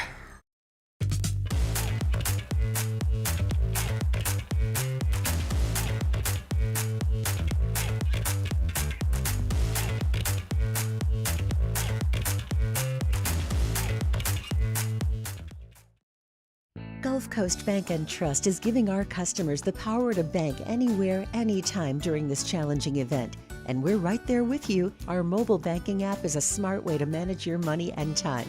Gulf Coast Bank and Trust, the bank that cares about you.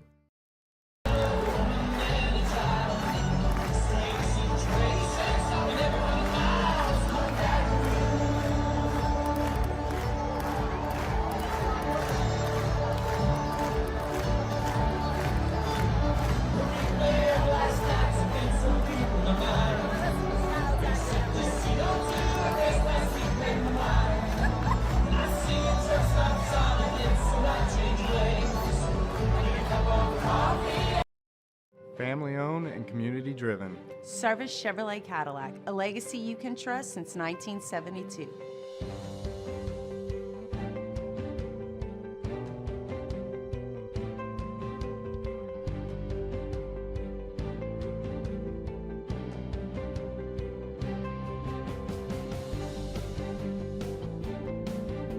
Service Chevrolet Cadillac, our family serving your family. For over 50 years. There it is, the extra mile, on the border of expected and extraordinary, for those willing to go further, like vans customized for work or play, with safety and tech to keep you connected, supported by a 5-star sales, service, and finance team, and backed by the 1-star you know. So go the extra mile. It's never crowded, because so few have what it takes to go there. Mercedes-Benz Vans. At Auctioner, we know healing is a team sport. That's why we've partnered with world-renowned orthopedic surgeon Dr. James Andrews to create the Auctioner Andrews Orthopedics and Sports Medicine Institute. Whether you're a professional athlete or a weekend warrior, our team of specialists are dedicated to getting you back in the game. So whatever your reasons are for reaching your personal best, we've only got one. You. Auctioner Andrews Institute. Long live you. Jerry and Benny Payne began Central Plumbing Company out of their driveway in Tanglewood subdivision. 50 years later and 4 generations down the road, we continue to serve Baton Rouge and the surrounding areas for all of their plumbing needs. Residential, commercial, industrial, or hospitality, Central Plumbing is here 24/7, 365. We want to thank our customers, family, and friends for 50 years of success. And looking forward